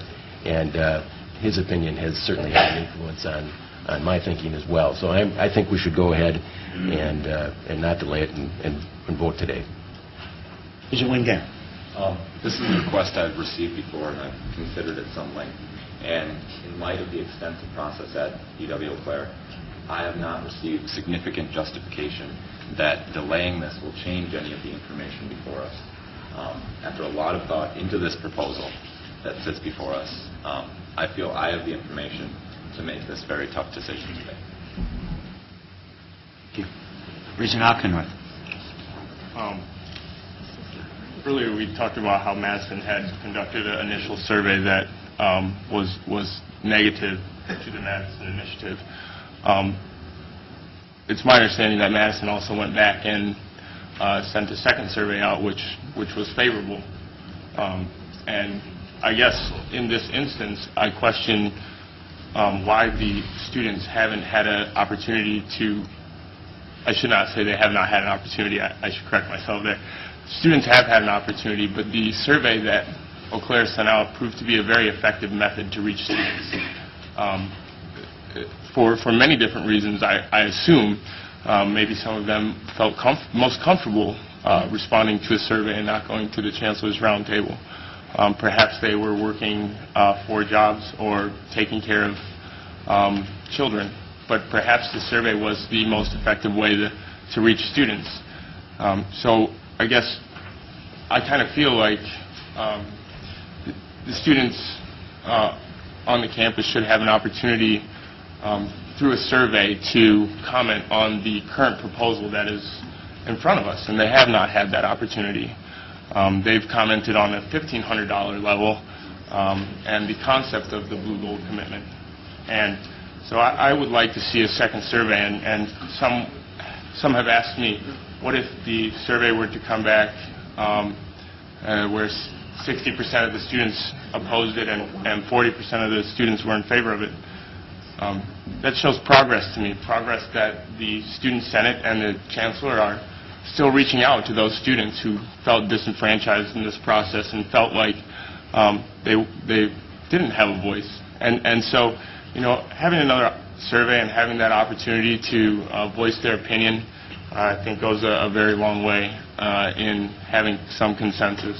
And certainly, I think it's very important that we listen to the students who have come and request to have their voice heard. Thank you. Regent True.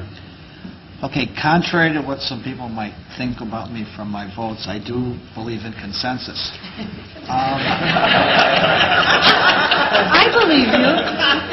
We know that about They're going to hear the rest of this.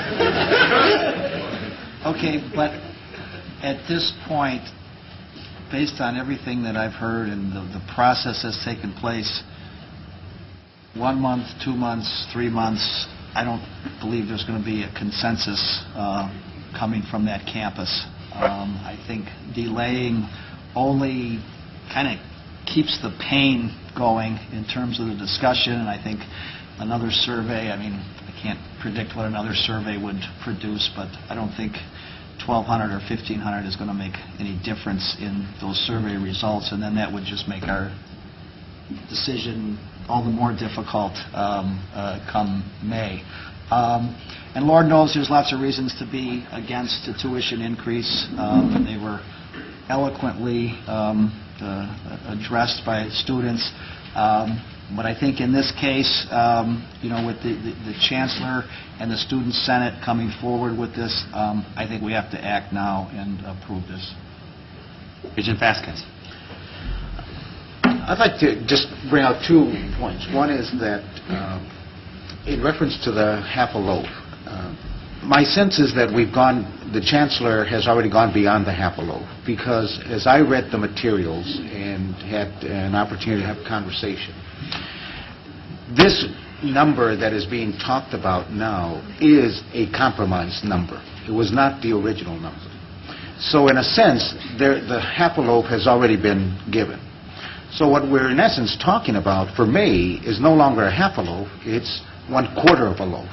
And if we keep delaying it, it'll be 1/8 of a loaf. And so I think we've already gone beyond the compromise. And I think that has already been, as a matter of fact, what is presented to us. It is not an original proposal that no one has had an input, and now it's time to bring in the discussion and let's get to that half a loaf stage. I think that what was brought to us was already that half a loaf. The second thing that I'd like to comment on is, while as extremely important for the students in the discussion, the initiative has centered around the tuition. As I read the materials, the Blue Gold commitment is far more than just the tuition. And I think that we need to keep that in mind, that we are going to paralyze and, in a sense, possibly eliminate far more than just a tuition issue. And so I would encourage the Regents to think that this is really much more than just a tuition discussion, as important as it is. And so I would encourage us to vote, and obviously would encourage that we vote affirmatively for it. Regent Spector. I'm going to vote against Tom's motion, and I want to say why. And I think the way he presented it was great. His reasons were thoughtful and worthy of our careful consideration. I don't agree with his initial premise, though. I think we were appointed by the governor to do what is best for the people of the state through the UW system, not to reach consensus on things. It was to do what's best overall, as we listen to all the facts and think about it. I think if we can reach consensus, even if it means using half a loaf, great. I couldn't agree more. But I don't think that can be the primary criterion for our decision-making. In my simple political science terms, that's why this is a representative democracy and not a direct democracy. I think we are supposed to listen and think and bring to bear whatever wisdom and judgment we have accumulated, in my case, over many, many years of life. Not as many as mine. Not as many as Judy. The competition. I always like it when Judy's here because I know I'm not the oldest person.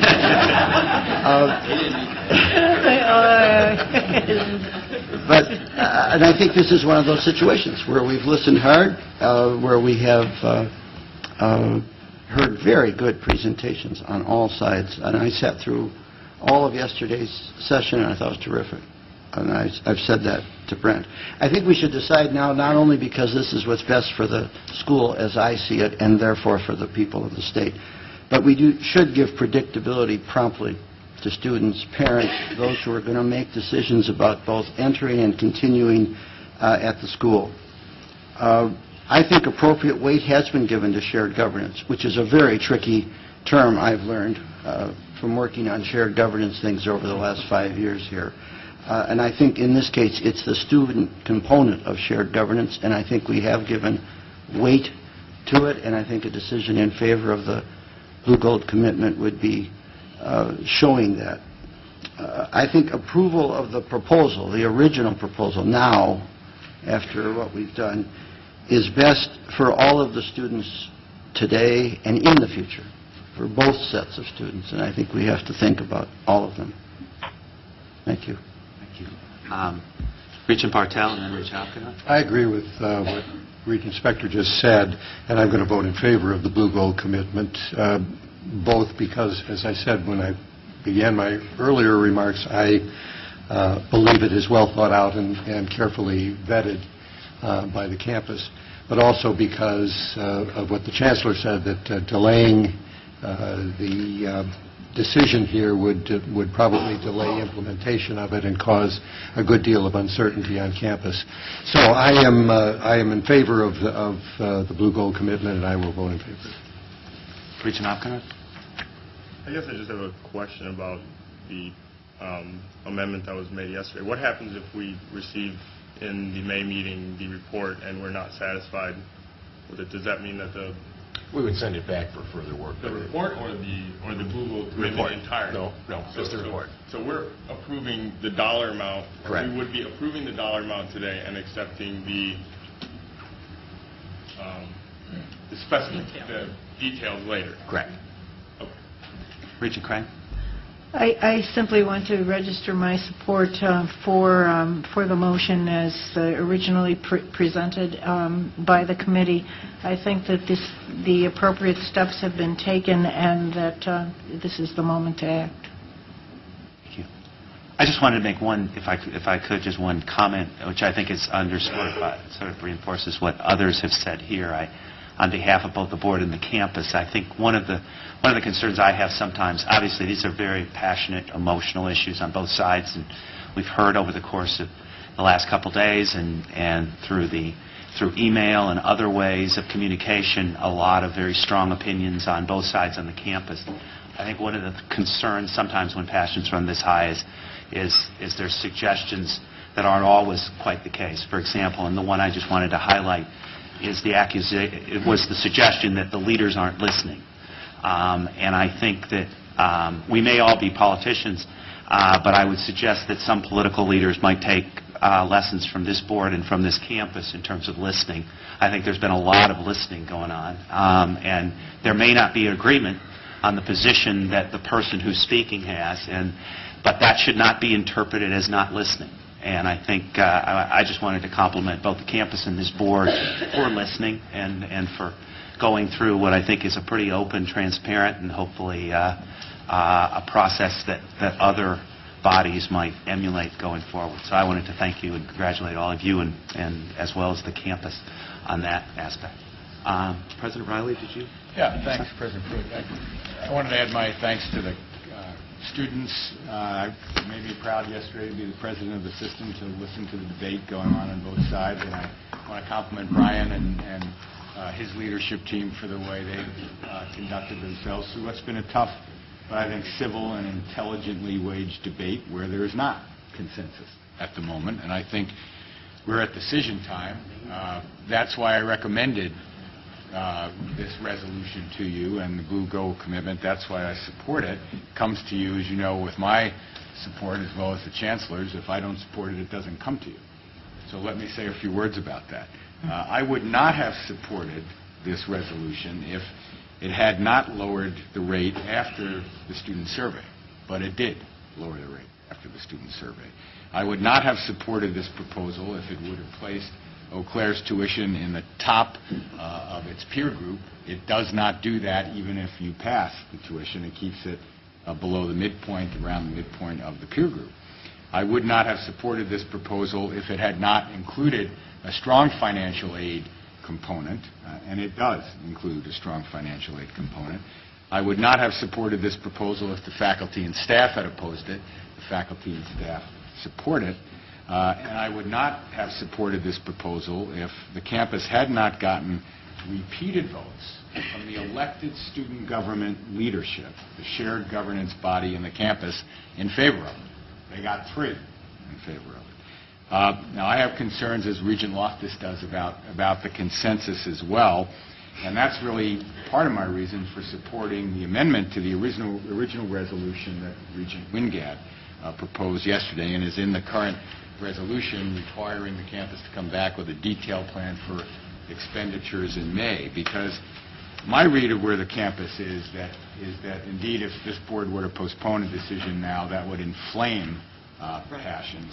If we make a decision now and ask the parties on both sides to work together to describe what the Blue Gold will enable them together to do on the campus, we'll build consensus between now and May. So that's why I urge you to support this resolution. Thank you. Any additional conversation on the proposed amendment or the postponement, Regent Loftus? Well, just to withdraw my request for a roll call vote so we can move along faster. Okay, Regent Alkin. Okay. We'll now vote on Regent Loftus's proposal. All those in favor, please signify by saying aye. Aye. All opposed? No. That is not agreed to. We now turn to the main motion, and I know that Regent Wingate. Sure.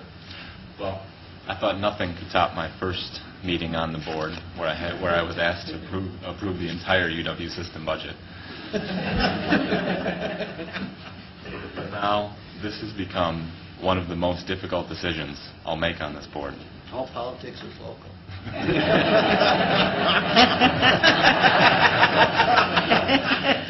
True that. This issue strikes home with me.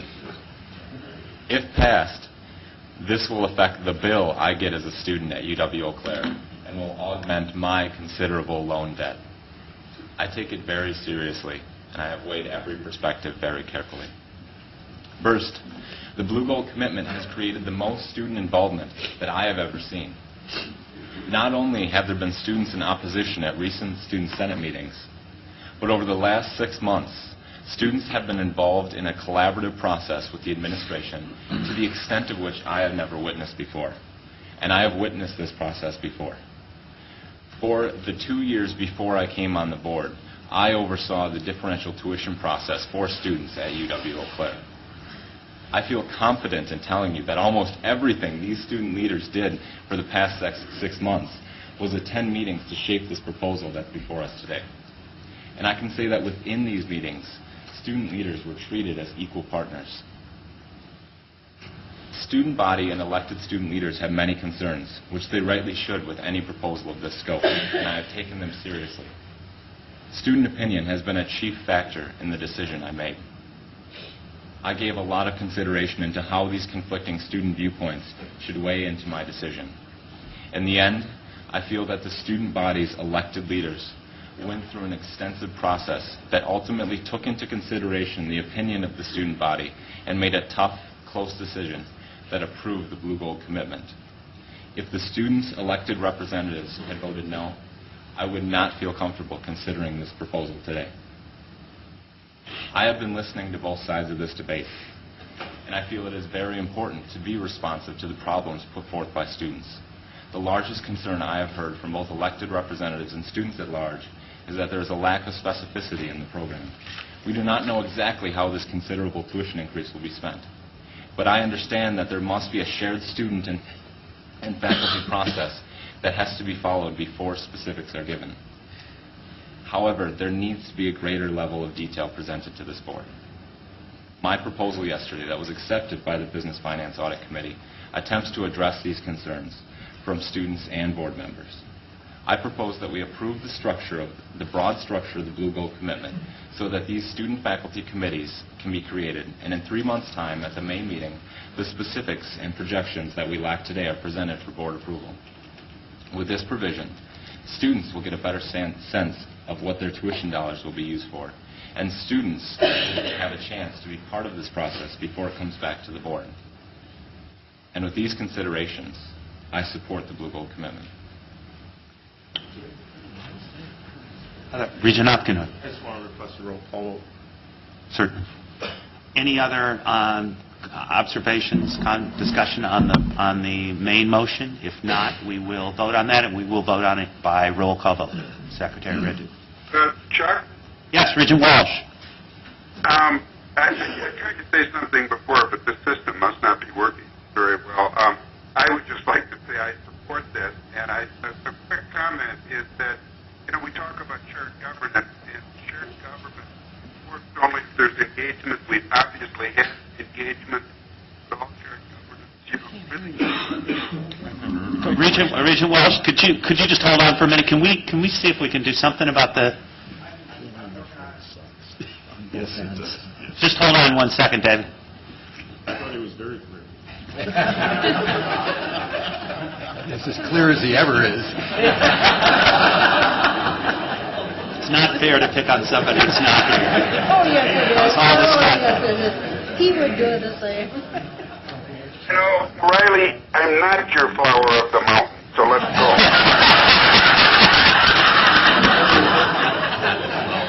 We all heard that one. We all heard that one, Regent Walsh. Hold on 1 second. Let's try it. Okay, try it again, David. Be very brief, and now I'm not going to say half the things I tried to say before, but you obviously didn't hear. But I just wanted to say that, Donna, these are tough times, and it really demands creative solutions. The shared governance here, the beauty of it is the engagement. We've had it. I think it's a great plan.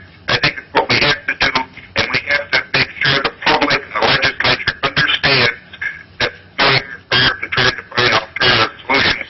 But in the meantime, we all have to keep our eyes focused on financial aid and the burden on the student. I will vote yes. Thank you, Regent Welsh. We did hear you that time, loud and clear. Thank you. Are we ready to vote, Secretary Riddick? Regent Bartel, Yes. Regent Bradley, Regent Conley-Kiesler, Yes. Regent Crane, Yes. Regent Danae Davis, Yes. Regent Stan Davis, Yes. Regent Drew, Yes. Regent Evers, Yes. Regent Falbo, Yes. Regent Loftus, No. Regent Opgennorth, No. Regent Pruitt, Yes. Regent Smith, Yes. Regent Spector, Yes. Regent Vasquez, Yes. Regent Walsh, Yes. Regent Wingad, Yes. 14 ayes, 2 noes. Thank you. Regent Smith? That would be it for Have you today. done enough for Yeah. today? Yes. I'll be back next month. I'm sure you will, and we'll look forward to that. We're now going to hear from the report of the Capital Planning and Budget Committee, Regent Bartel. Thank you, President Pruitt. Our Capital Planning and Budget Committee didn't take up anything nearly as controversial. And I want to remind the board that the Capital Planning and Budget Committee does most of its work in putting together the capital budget, and things that come up in between are the kinds of things that I'm going to be mentioning today. We discussed a number of agenda items, and I'd like to present them as consent agenda items right now. Resolution 1.3.B, which was brought by UW Colleges on behalf of the UW Sheboygan, requests authority to temporarily release 28 acres of land from UW Sheboygan's lease back to Sheboygan County to assist in the completion of a Sheboygan County river dredging project. This wasn't controversial in the committee. I hope it won't be controversial here. The land will be returned under the lease when the project is finished. The project budget includes funding for fully restoring environmentally clean land, including items such as tree replacement. Resolution 1.3.C, also brought by UW Colleges, involves UW Richland and is a request for authority to amend a lease agreement to include under the lease an additional 1.4 acres of land and improvements. The building on this property is being upgraded by the county for the benefit of the university and the art department, and Richland County UW Cooperative Extension will be relocated in that facility. Resolution 1.3.d asks authority to seek a building commission waiver to allow the selection of a construction manager at risk for the Wisconsin Institutes for Medical Research project on the west campus of the UW-Madison. This project will construct the second tower of this research facility and will require a unique set of construction knowledge and resources to successfully plan and coordinate the project. Although by this resolution we are granting authority to request a waiver of the single prime contractor delivery method, this project may not require a building commission waiver if pending project delivery method legislation passes this spring, and I'll give you a quick update on the status of that legislation at the end of this report. Resolution 1.3.e requests approval to increase the scope and budget of the Sterling Hall renovation project to construct the world's only Plaza Dynamo facility. This cutting-edge equipment and to experiment with plasma gas and magnetic fields is entirely funded by a National Science Foundation grant. And we heard from the professor who is going to be using that equipment in Sterling Hall, and it sounds very exciting. But we need to seek a waiver to allow single prime bidding for this increased project scope. So that is the nature of that resolution. Resolution 1.3.f requests approval to construct the UW-Oshkosh Residence Hall project for a total cost of $31.5 million, program revenue supported borrowing. This project will demolish 3 residential halls on the Oshkosh campus and replace them with a 340-bed, 5-story suite-style structure that will house primarily sophomores and juniors. The building is designed to include sustainable design building principles that emphasize energy efficiency, long-term durability, and ease of maintenance. And this building is also expected to receive LEED Silver certification. It was previously, by the way, enumerated in the state budget, capital budget, at $34 million, so it is coming in under budget.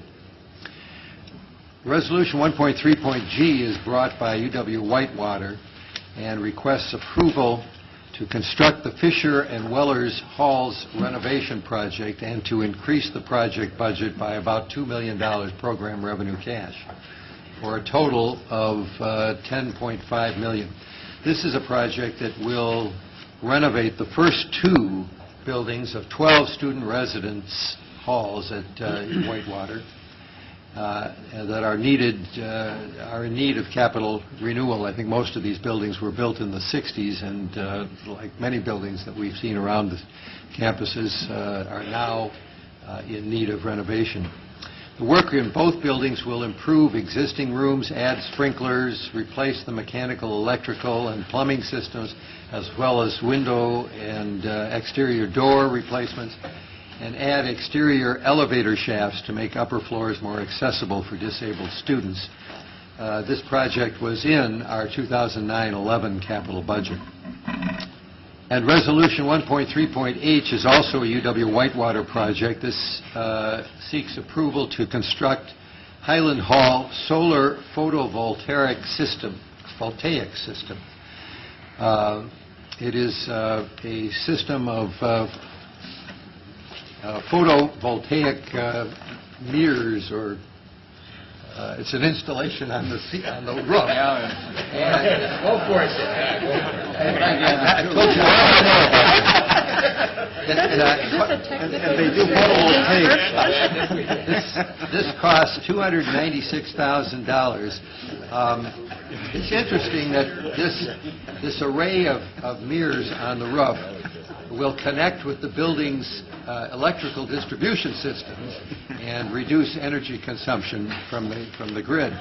An energy dashboard will be installed in a public campus location to display real-time energy usage to highlight the university's sustainability efforts and raise the public awareness of energy conservation. It's a very interesting project. And finally, Resolution 1.3.I requests authority to construct 8 maintenance and repair projects that address areas of utility upgrades, roof replacements, and lab remodeling, and all of those are found in your materials. And these 8 resolutions were passed unanimously by the committee, and I move their adoption as a consent resolution, resolutions 1.3.B, C, D, E, F, G, H, and I. Second. Is there a request to remove any item from the consent agenda? Regent Davis. I would ask that 1, 3, D, and E be removed, and I won't be voting on either due to a client conflict of interest. D and E? D and E. Okay. That's great. I just wanted to comment, Regent Bartel, given the lack of controversy at the Capital Planning and Budget Committee, and having read the Wisconsin State Journal in recent days and watched the news last night, we're going to put your committee in charge of the Edgewater Hotel renovation. I have some great ideas. I think Regent Walsh has that covered. We have Regent Emeritus Mose. It'll be quite an interesting moment for you. So we're going to vote on 1.3B, C, F, H, and I. All those in favor, please signify by saying aye. Aye. Opposed, no. Those are agreed to. We're now turning to resolutions 1.3D and 1.3E. Is there any kind of discussion?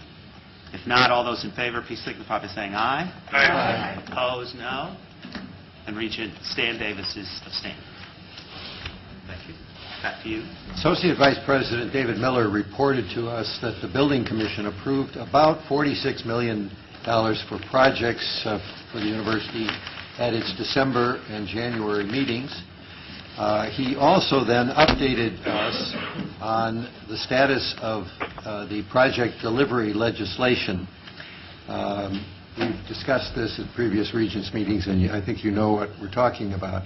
A bill sponsored by the Building Commission was the subject of a joint Senate and Assembly committee hearing, and was favorably commented on by David Hellback, who is the executive director of the State Building Commission, who made a very good presentation on it. There are still issues that a number of contractors are raising regarding this delivery method legislation, but we're hopeful that those will be worked out soon, and the bill is waiting for legislative action now before the end of the floor period in April. And we are, I think, cautiously optimistic that this long-sought flexibility in delivery method will become law. And then Mr. Miller also provided the committee with a preview of committee business in the upcoming months, and we have a list of projects that we're going to be looking at as we go into the spring. The committee then adjourned into closed session to discuss the naming of several facilities, and we'll take those up with the board in closed session later. And Mr. President, this concludes the report of the Capital Planning and Budget Committee. Thank you, Regent Bartel. We are now moving to the presentation of the Annual Diversity Awards. Regent committee members are Regents Vasquez, Danae Davis, Opgenorth, Wingate, and Womack. I just wanted to spend a moment to say that on behalf of the board, I wanted to welcome the special guests who have joined us here today, the award winners, their families, friends, and colleagues. As I mentioned, Regent Vasquez chaired the selection committee for this award, and he'll be filling us in, as will some of his colleagues, with more background on these awards and the winners. But I'd like to take this opportunity to underscore just how important it is that we recognize and honor the kind of work being done on so many UW campuses to make diversity more than a buzzword, but rather a genuine condition. These awards are small, but I think a significant part of UW System's ongoing commitment to ensuring that all UW institutions provide a welcome and supported community where all students can grow and succeed. As you're about to hear, the individuals and programs we honor here today are shining examples of that commitment, and their efforts lead others with the power of their example. And also, just a reminder, following this morning's board meeting, there will be a reception upstairs in room 1920, where you'll have the opportunity to meet our award winners in person. At that time, there will also be a presentation of the Alliant Energy Errol B. Davis Jr. Achievement Award. So I encourage you, if you have the opportunity, to all stop by. With that, I will turn the floor over to Regent Vasquez. Oh, let her stay, Yeah, let her please. stay.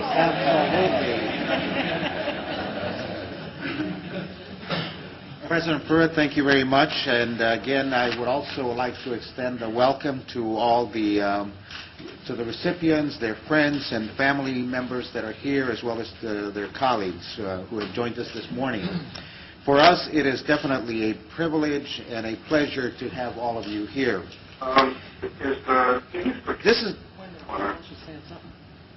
I think Regent Walsh is still on. Regent Walsh? Yes. Are you still here? Yes, I am. Okay. He's more than welcome to listen. As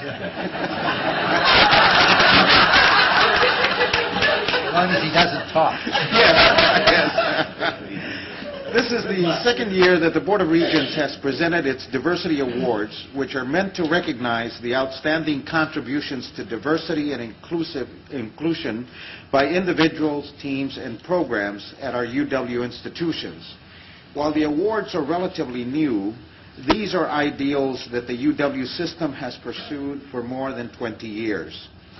These awards are part of a special family of awards that we, as Regents, sponsor, including the Regents Teaching Excellence Awards, which recognize the outstanding teaching, and the Regents Academic Staff Excellence Awards, which honor non-instructional, administrative, and professional academic staff for their exceptional service to their respective UW institutions. The Regents Diversity Awards program was established through a board directive which called for the formal recognition of individuals, teams, and units within the UW system who have successfully fostered greater access and success for historically underrepresented populations. And rightly so. I think all of us gathered here today can appreciate just how important effective diversity plans and programs are to our organizations. However, such plans have no real meaning or impact without people to breathe life into them, to make them come alive. Without that human touch, plans are only words on page. After meeting our award recipients, I am certain you will understand exactly what I mean. We are honoring 3 award recipients this morning in the categories of individual, team, and institution. Each of our recipients may have a different approach to their diversity work, yet their efforts also share some common characteristics. In their work, you will find a genuine respect for human differences, a deep attentiveness to the learning process, and a keen responsiveness to student and their educational needs. This year's selection committee included, as previously stated by Regent President, Regents Danae Davis, Betty Womack, and Aaron Wingate. I would like to take this opportunity to thank my fellow Regents for their time and effort carefully reading and evaluating the 13 portfolio submissions that we received on behalf of 8 UW institutions. The selection process was far from easy, but I'm not complaining because those difficult choices reflect very favorably on the fine work that is being done around the UW system. A few last notes before we present the awards. Profiles of each of our award winners have been placed in the Regents folders. The folders also include brief descriptions of the other award finalists. We encourage you to read them, and I think you will find them very impressive. And now, Regents Davis, Wingate, and I will each introduce one of the award recipients and present them with their award. Each of them will have an opportunity to address the board from the podium. And it is my pleasure to kick this off. I am delighted to present the 2010 Board of Regents Diversity Award in the individual category to Marian McDowell. Ms. McDowell is Administrative Program Manager within the UW-Milwaukee's College of Health Sciences, where for over 30 years she has worked tirelessly to help disadvantaged students pursue their dreams of one day working in the healthcare field as doctors, nurses, therapists, scientists, and medical researchers. Marian has tenured as an advocate and educational champion for students began in 1978 when she was hired by UW-Milwaukee to direct its healthcare careers opportunity program, a program aimed at helping students of color cultivate the requisite academic skills necessary to successfully prepare them for careers in the health and allied professions. This is also the same program, I should note, that earned system recognition in 2004 when it was showcased as part of a conference on best practices in diversity. As her nomination packet clearly revealed, establishing effective educational programming proved to be one of Ms. McDowell's greatest skills.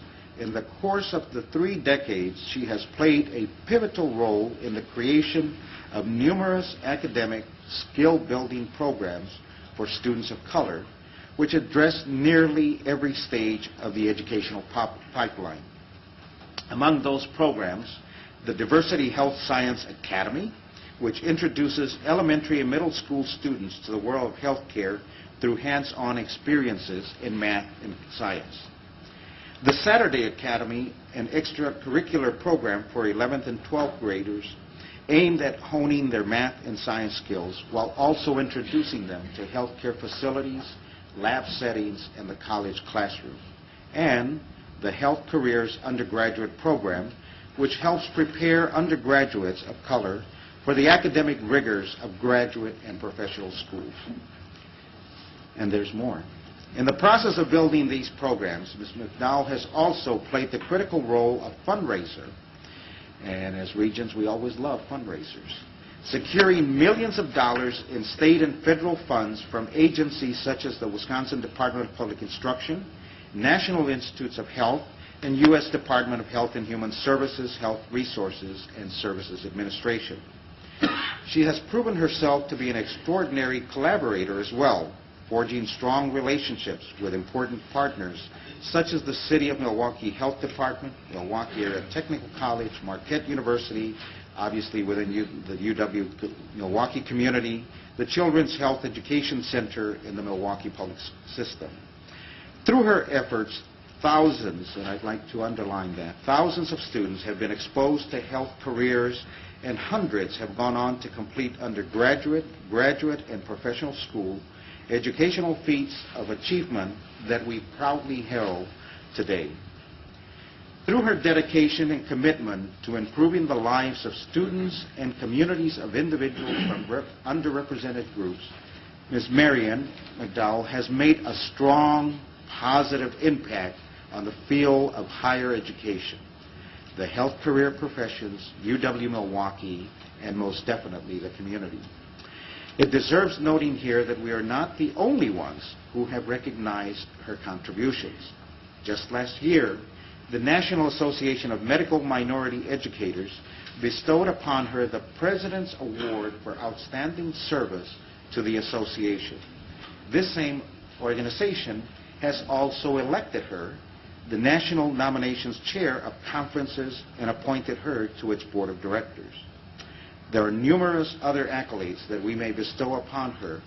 At this point, I think it more appropriate to let you hear what her colleagues have to say about her.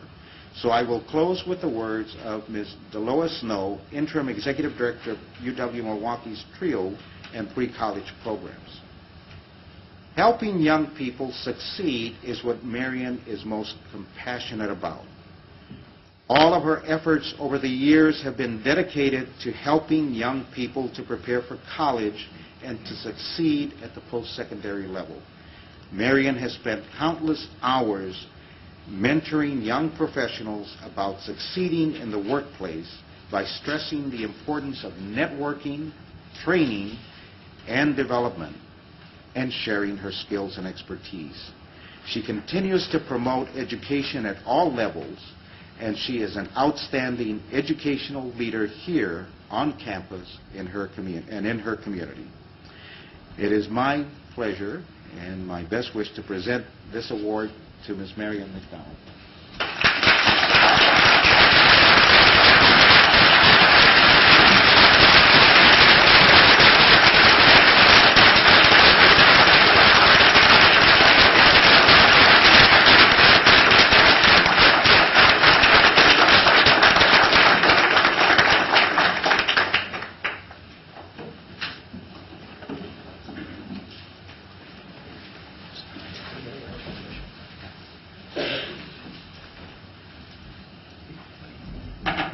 Good morning, and thank you, Regent Vasquez, President Riley, members of the Awards Committee, our distinguished Board of Regents, colleagues, and guests. I am deeply honored to be the recipient of the University of Wisconsin System's Board of Regents Diversity Award. I am humbled by the recognition of my professional efforts and the importance of it to both the university and the community. I will always cherish the value of this acknowledgement. This award personifies for me the true meaning not only of my job, but my life's work. My gratitude is extended to the University of Wisconsin colleagues who nominated me for this distinguished award. Dr. Paula Reiner, Associate Dean and Professor in the College of Health Sciences, who is here today. Ms. Delois Snow, Interim Director of the Pre-College Programs at the University of Wisconsin-Milwaukee, and Mr. Donald Singleton, Director of the Upward Bound Program. And I must express my love and appreciation to my family and friends, some of whom are also here today. They have all supported me in my passion to help students. And the most recent member of the family, who you hear in the background, is my great niece, Jordan Leela Carey. In 1978, as a very mature 28-year-old, I was employed by UWM in my first professional position. Early on, I recognized that I wanted to be creative in developing and implementing educational and training opportunities for minority and disadvantaged students. Perhaps my reasons were somewhat self-serving, in that these talented and academically motivated students would be future professionals and would one day provide me with excellent health care. To this day, I remain wowed by their strong analytical skills, great energy, enthusiasm, and awareness of healthcare policies. For over 30 years, I have welcomed the challenges and worked to forge partnerships and to formulate solutions. I have been fortunate to have collaborated with a team of dynamic staff, faculty, and community partners, all of whom contributed to impacting positive program outcomes. These dedicated individuals assisted with implementing and expediting the former Health Careers Opportunity Program, which was housed in the College of Health Sciences. The HCOP pathway encouraged minority and disadvantaged students to first pursue college and then consider a career in the health professions. The pathway began with students in the 4th grade and continued through graduate and professional schools. The various components were designed to expose students to health careers, enhance their academic skills, and provide research, internship, and employment opportunities. Creating a more diverse healthcare workforce in America is a national concern. Here is a very real measure of our impact and the progress made. In 1978, there were 8 minority students identified to participate in the program. By 2006, the annual target number to receive structured program services was over 500. Retention rates for program participants were higher than for non-participants, and in some years, the College of Health Sciences minority graduation rate tripled. The program graduates have affected the healthcare arena in a wide spectrum. These graduates are now employed all over the world in both health and non-healthcare professions. This is the testimony that we must provide quality support services to underrepresented students. My goal is to continue bringing an inspiring strategic vision to the UW system's diversity and inclusion efforts, as well as provide an unparalleled and unquestionable commitment to our students. In closing, I would add that it is imperative that the University of Wisconsin system continues to articulate a compelling case for diversity and the importance of addressing issues that not only face our students, but our faculty, staff, and the community as well. Thank you.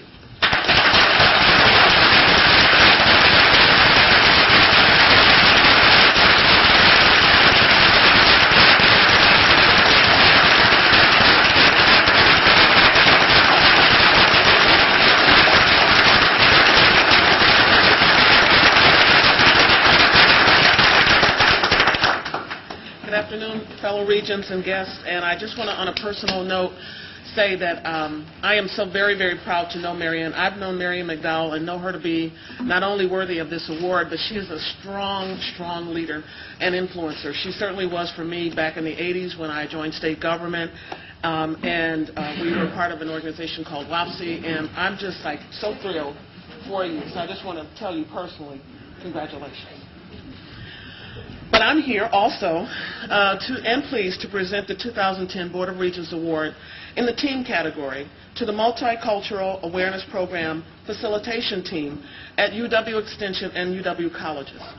The Multicultural Awareness Program, also known as MAP, is the cornerstone of a significant initiative of multicultural change, which seeks to enhance the effectiveness and relevance of the institutions in our increasingly diverse society.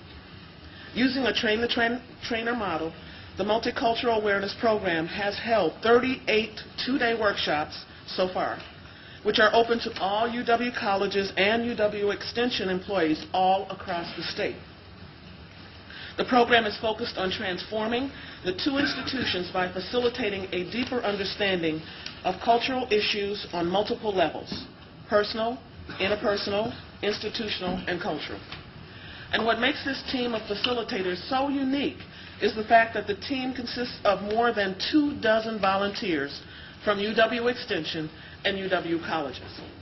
This amazing group of individuals represents a broad cross-section of identities: race, ethnicity, culture, gender, age, sexual orientation, and religion, as well as different functions within the institution, including faculty, academic deans, researchers, administrative managers, and development specialists. The broad reach and scope of the program speaks both to the effectiveness of the MAP model and the institution's commitment to transformative change. To date, more than 900 faculty and staff members from both institutions have participated in MAP. That's so very impressive. The Multicultural Awareness Program's model of wholesale change, full of deep engagement and collaborative spirit, really set this team apart. These agents of change, so to speak, are clearly devoted to personal, interpersonal, and institutional transformation, and they continue on a steady journey toward those ends. As you can see, I'm very impressed and excited about this program, but I'm not the only one. So here's what Chancellor David Wilson, as we know to be hugely eloquent, has to say about this program. So here's what he said, and I quote, "Never have I seen such passion and dedication from a volunteer effort of colleagues from such a variety of functions in a university. I am immensely impressed by the dedication, sensitivity, knowledge, teamwork, and determination of these individuals. Daily, even when they are not facilitating MAP workshops, members of the team step out of their routine functions across UW Extension to offer personal and professional development and ongoing support so colleagues can learn and apply multicultural education program concepts and practices in their work environments and in their statewide educational programs." So, it's my understanding that well, let me do it this way. Without further ado, please join me in congratulating the Multicultural Awareness Program Facilitation Team from UW Extension and UW Colleges. But what I wanted to say was, there's a big group of them here, and I think we should have them all stand and enjoy this recognition before I bring the two speakers up. So let's...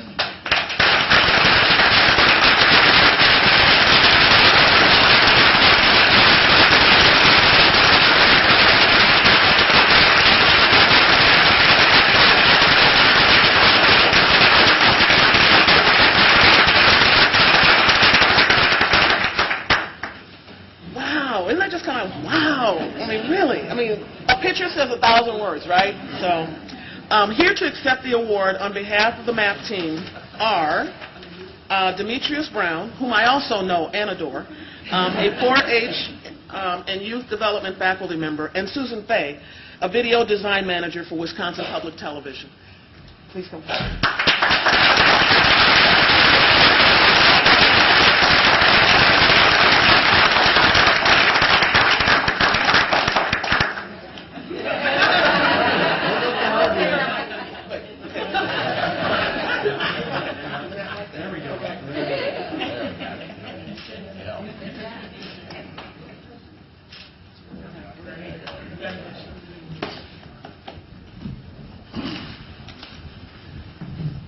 President, Board, Regents, and other prestigious guests, thank you, Awards Committee, for selecting the Multicultural Awareness Training Team to receive this award.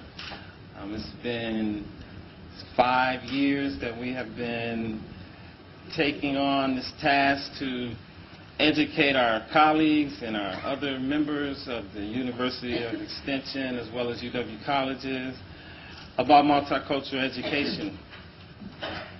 It has been a great experience for me personally because that was mainly what I did in my county in Milwaukee, is really trying to help our students as well as our faculties in middle, elementary, and high school understand that those who have been marginalized need an opportunity and a chance for doors to be open to them as well.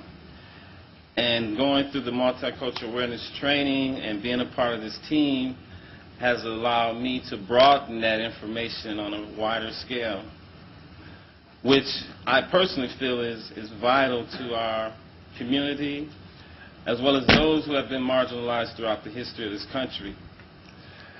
So, in working with my colleagues in the training opportunity to teach multicultural awareness training, it has been important for us as a multicultural awareness team to learn from our own cultural experiences and be open to share those experiences with others. And looking at some of our privileges as well as our absence of privilege, and be willing to share that. And so it's been a great opportunity for me to learn from my colleagues as well as teach from my own experiences. And so we have shared, expressed this throughout the last 5 years, and I'm very thankful for those who have allowed us to put this out there to others. And so it's been a great experience. I'm one of 2 speakers, so I don't want to prolong it, but I do want to acknowledge my fellow cohort group that has been working alongside of me as well as the rest of us to teach this to our colleagues. So I just want to acknowledge them by name. Rebecca DePore, Susan Fay, Joanne Hintz, Donna Swart, Cheryl Horns, Yvonne Horton, Sharon Klewitter, Rick Clemmy, Dan Malacara, Roseanne Mason, Jason Messer, Paul Orogi, Mary Kay Shark, Patty Stockdale, Joanne Stormer, Vicki Washington, Teresa Wyman. And now we have a second cohort group that have started, which is greatly appreciated. Joanne Anna, Teresa Curtis, Kathy DeBevic, Gloria Green, Johnny Forboynt, Rick Mills, Randy Parvin, and Karen Rippin. As a group, we thank you, and I, again, would like for you to stand and take an acknowledgement for your hard work.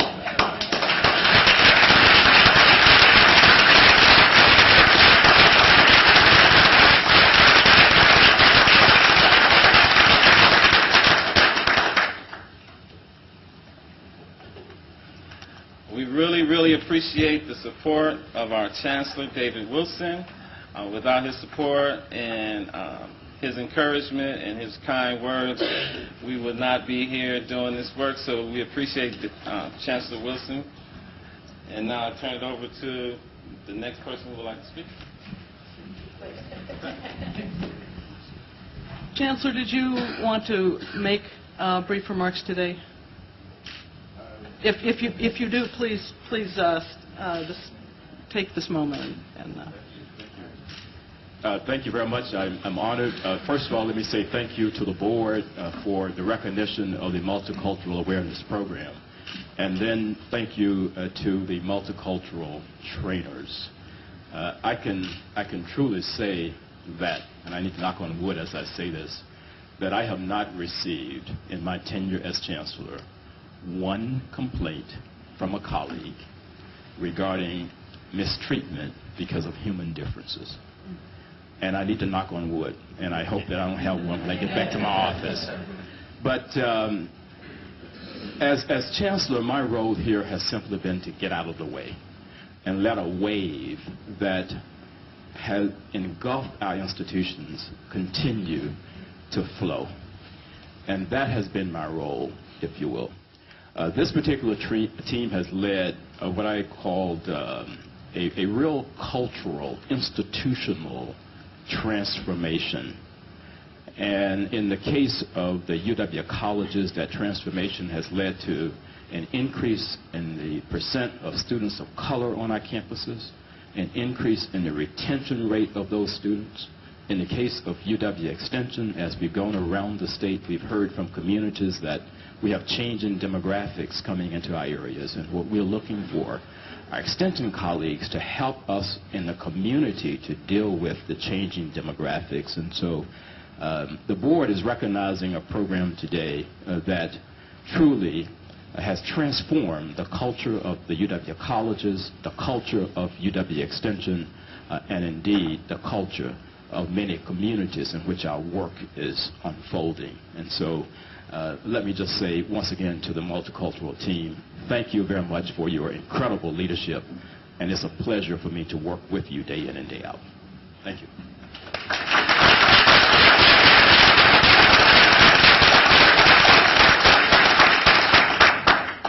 Thank you, Chancellor Wilson, for the kind remarks. You know, I felt awfully good about this group coming up in the elevator today, and right now I'm just flat out overwhelmed. It really has been a remarkable experience. I wanted to just say a few words about where this came from, because this program that we're celebrating today took a full decade to flower before we even really began to select facilitators. And a handful of very skilled gardeners who kept the seeds growing are present in the room this morning, including Master Gardener Vicki Washington, without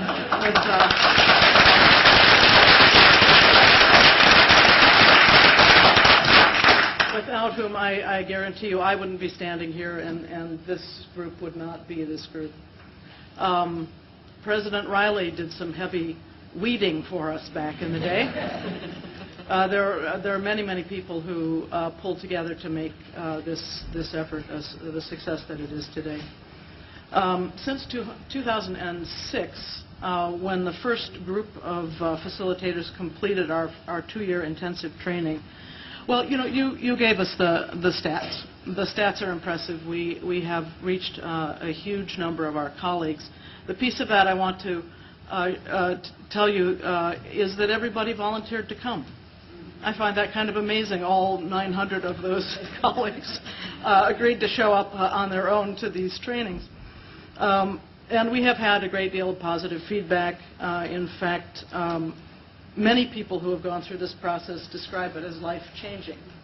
And I count myself among that group. Being involved in this process and with this group of people has really been, in many ways, the best part of my work life for the past 15 years. So thank you again for recognizing the extraordinary commitment that it takes to make this program work. It matters to us, and it's also to me, evidence of your critical investment in making our institutions as good as they can possibly be. So thank you again.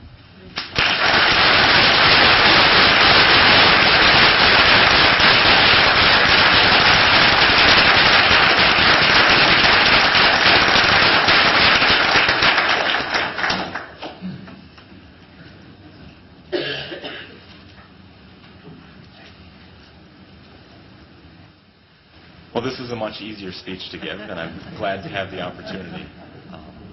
Last but definitely not least, I'm very pleased to present the award in the Institution Unit category to the University of Wisconsin-Whitewater for its Summer Business Institute program.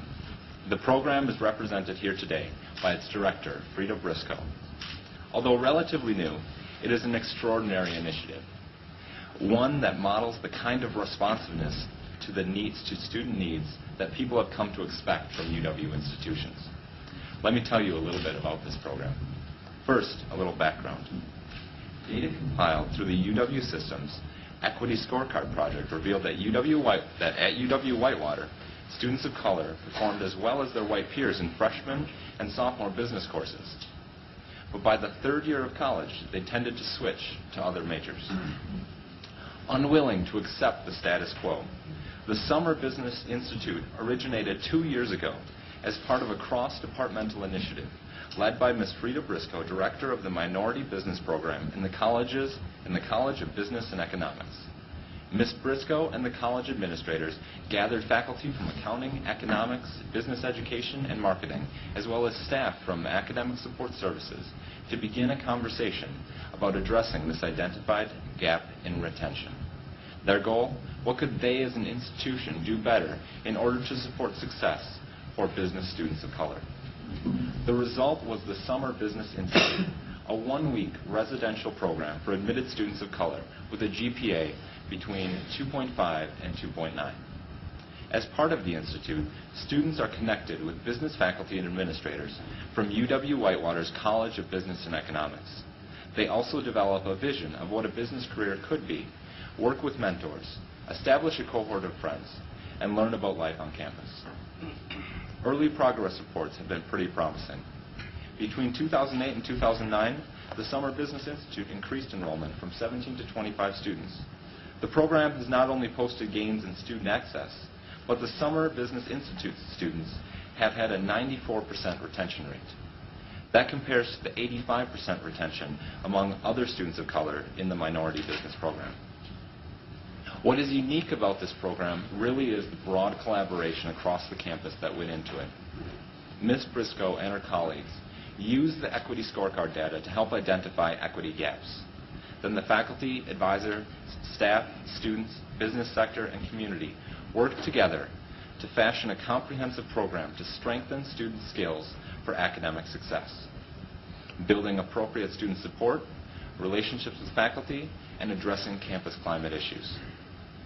Students in UW-Whitewater's Summer Business Institute are now on their way to completing business majors and entering professional careers.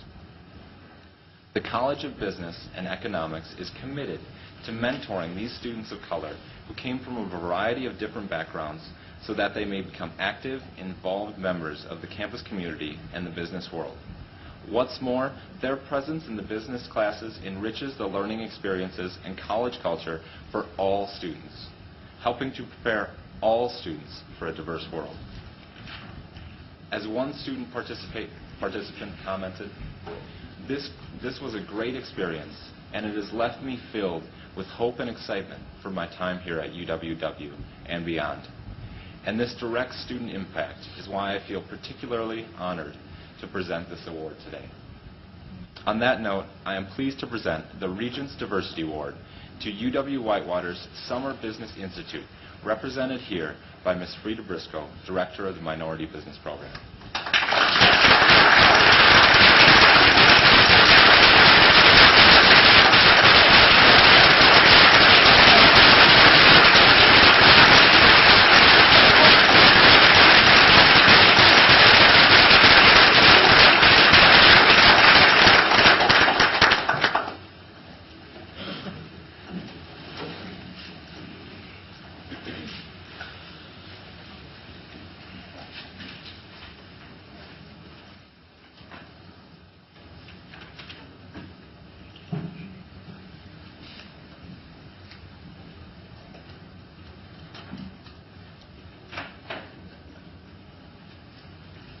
Greetings, Board of Regents, President Riley, the Board of Regents Selection Committee, and to our guests.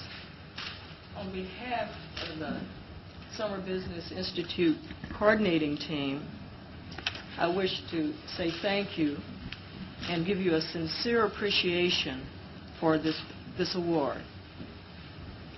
As was alluded to, the SBI is a week-long program for targeted students of color who have been admitted and plan to major in business at UW-Whitewater. The program, one of 2 initiatives in the College of Business and Economics, grew out of faculty and administration discussions about the equity scorecard data, as was alluded to. The equity scorecard data clearly revealed that a very significant number of the students of color who entered the university and declared pre-business as a major didn't actually matriculate with a business major by the time they got to their junior year. Our assumption had been that academic performance in the gateway courses created roadblocks into the college entry. However, further analysis of the data showed that many students migrate to other majors in the university. As the college collaborated and met with academic support services and further analyzed the drill down data from the equity scorecard, it was revealed that a lack of connection with the business school and faculty over the initial 2 years of enrollment, in addition to perceived cultural differences, were potential driving forces that prevented students from matriculating into the junior year as majors in the College of Business and Economics. As an example of some of the things that were impacting that, as we talked with students also, we found out that students felt alienated sometimes in classes. The ones that did make it, they felt alienated from the student body, from the faculty. They felt like that at times faculty members were making insensitive remarks, showing lack of cultural sensitivity. They also acknowledged that they were feeling alienated in group work. In the higher level courses, students often shunned the students of color when they were participating in group activities. So these are some of the examples of the issues that popped up as the discussions between administration, faculty, and academic support services started looking at how we might better meet the needs of students of color in the College of Business and Economics. As a result of what we learned during our discussions about the equity scorecard data and our collaboration with academic support services and faculty members, we developed the SBI collaboration team. As the team met and further discussed these issues, the SBI program was developed. As mentioned before, SBI provides college-bound students of color exposure to the College of Business and Economics, faculty, and staff, while providing foundational support that will help them to be successful in college. In addition, SBI exposes participants to college majors, alumni of color, and campus life. Some examples, further examples of SBI programming include participation in written and oral communications classes. We also have a popular addition this past summer where one of the faculty from the accounting department actually did an SQ3R presentation to the class where they learned to use an upper level accounting book to learn how to effectively use a textbook in studying. And that was very popular and highly rated in the students' review after the program was ended in the summer. What I'd like to do is give you a few more examples of some anecdotal comments that students have made about the SBI. One student said, "I learned a lot and I feel more confident about what to expect. I loved this program. I was so surprised at everything we did. I learned a lot and got over my own personal fears of being and talking with strangers, which I am so happy for. I was able to meet new incoming freshmen, current students, alums, teachers, etc. So many people. This was a great experience and it left me filled with hope. I can't seem to find the words. It was so amazing and fulfilling." These are some of the comments that reflect some of the transformations that were occurring in students as they went through the program. As a result of SBI, we are already seeing changes in the perceptions of students and faculty and staff. SBI is a transformational process at the University of Wisconsin, Whitewater's College of Business and Economics. It is transforming the hearts and minds of administrators, faculty, and staff, and the way they perceive their roles in the success of students of color in the college. SBI is transforming the college culture and climate and reducing participants' fears and apprehensions as they experience the SBI week in ways that give them confidence, hope, and enthusiasm about the coming fall semester and their goals of pursuing and obtaining a business degree. So this award is significant to the college because it indicates that our diversity and inclusive excellence initiatives are on the right track. And we believe that it will help us reinforce and better promote not only the Summer Business Institute, but also other initiatives in our college and throughout the university. The SBI coordinating team is very excited about SBI and its progress, and we'd like to acknowledge a few key people in that program. First, I'd like to ask Mr. George Herman to please stand. Mr. George Herman is Executive Vice President of the Americas in Manpower, and he is our SBI partner. He brought into our plan when we submitted our proposal to him, and he cared, and he has made it possible. Thank you, Mr. Herman.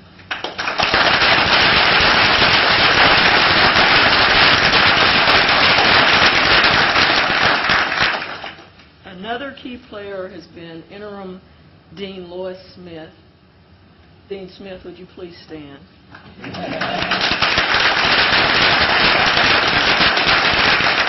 She has played a very significant role, although she always plays it down. She's played a very significant role and has been a tremendous supporter in the development and implementation of SBI. One of the most highly ranked parts of the program has been the oral and written communications class, in which she infuses marketing principles in, and she actually teaches that class for us. Last but not least, I'd like Han No, academic advisor with the Minority Business Program and part of the SBI, and Kathy Moliner, who is University Services.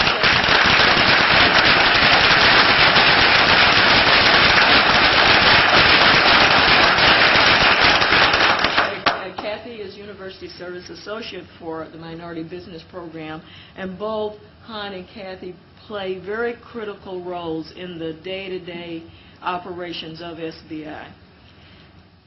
So I'd like to thank each of the participants and the members of the coordinating team who are not able to be here, to the College of Business and Economics, for which I personally have seen and experienced the transformation of attitudes.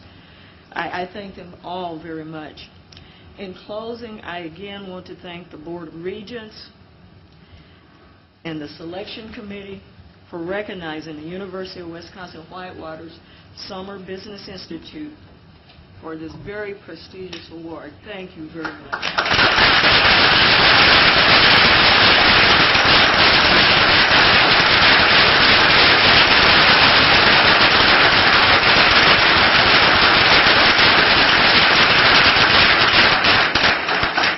President Pruitt, that concludes our Diversity Award presentations, and I look forward to next year, just this challenging opportunity for selection next year.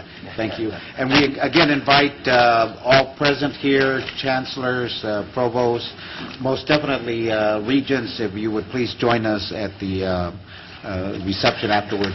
It would be greatly appreciated. Thank you. Good job. Thank you. Thank you, Regent, and thank you to the committee for all your efforts. And congratulations again to all the winners. I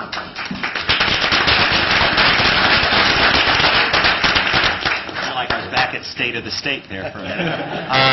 Are there any communications, petitions, and memorials?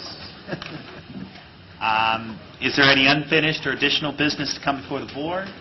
If not, we will take a 10-minute recess, so we'll come back at 5 minutes after 12 and hear about going into closed session. Thank you.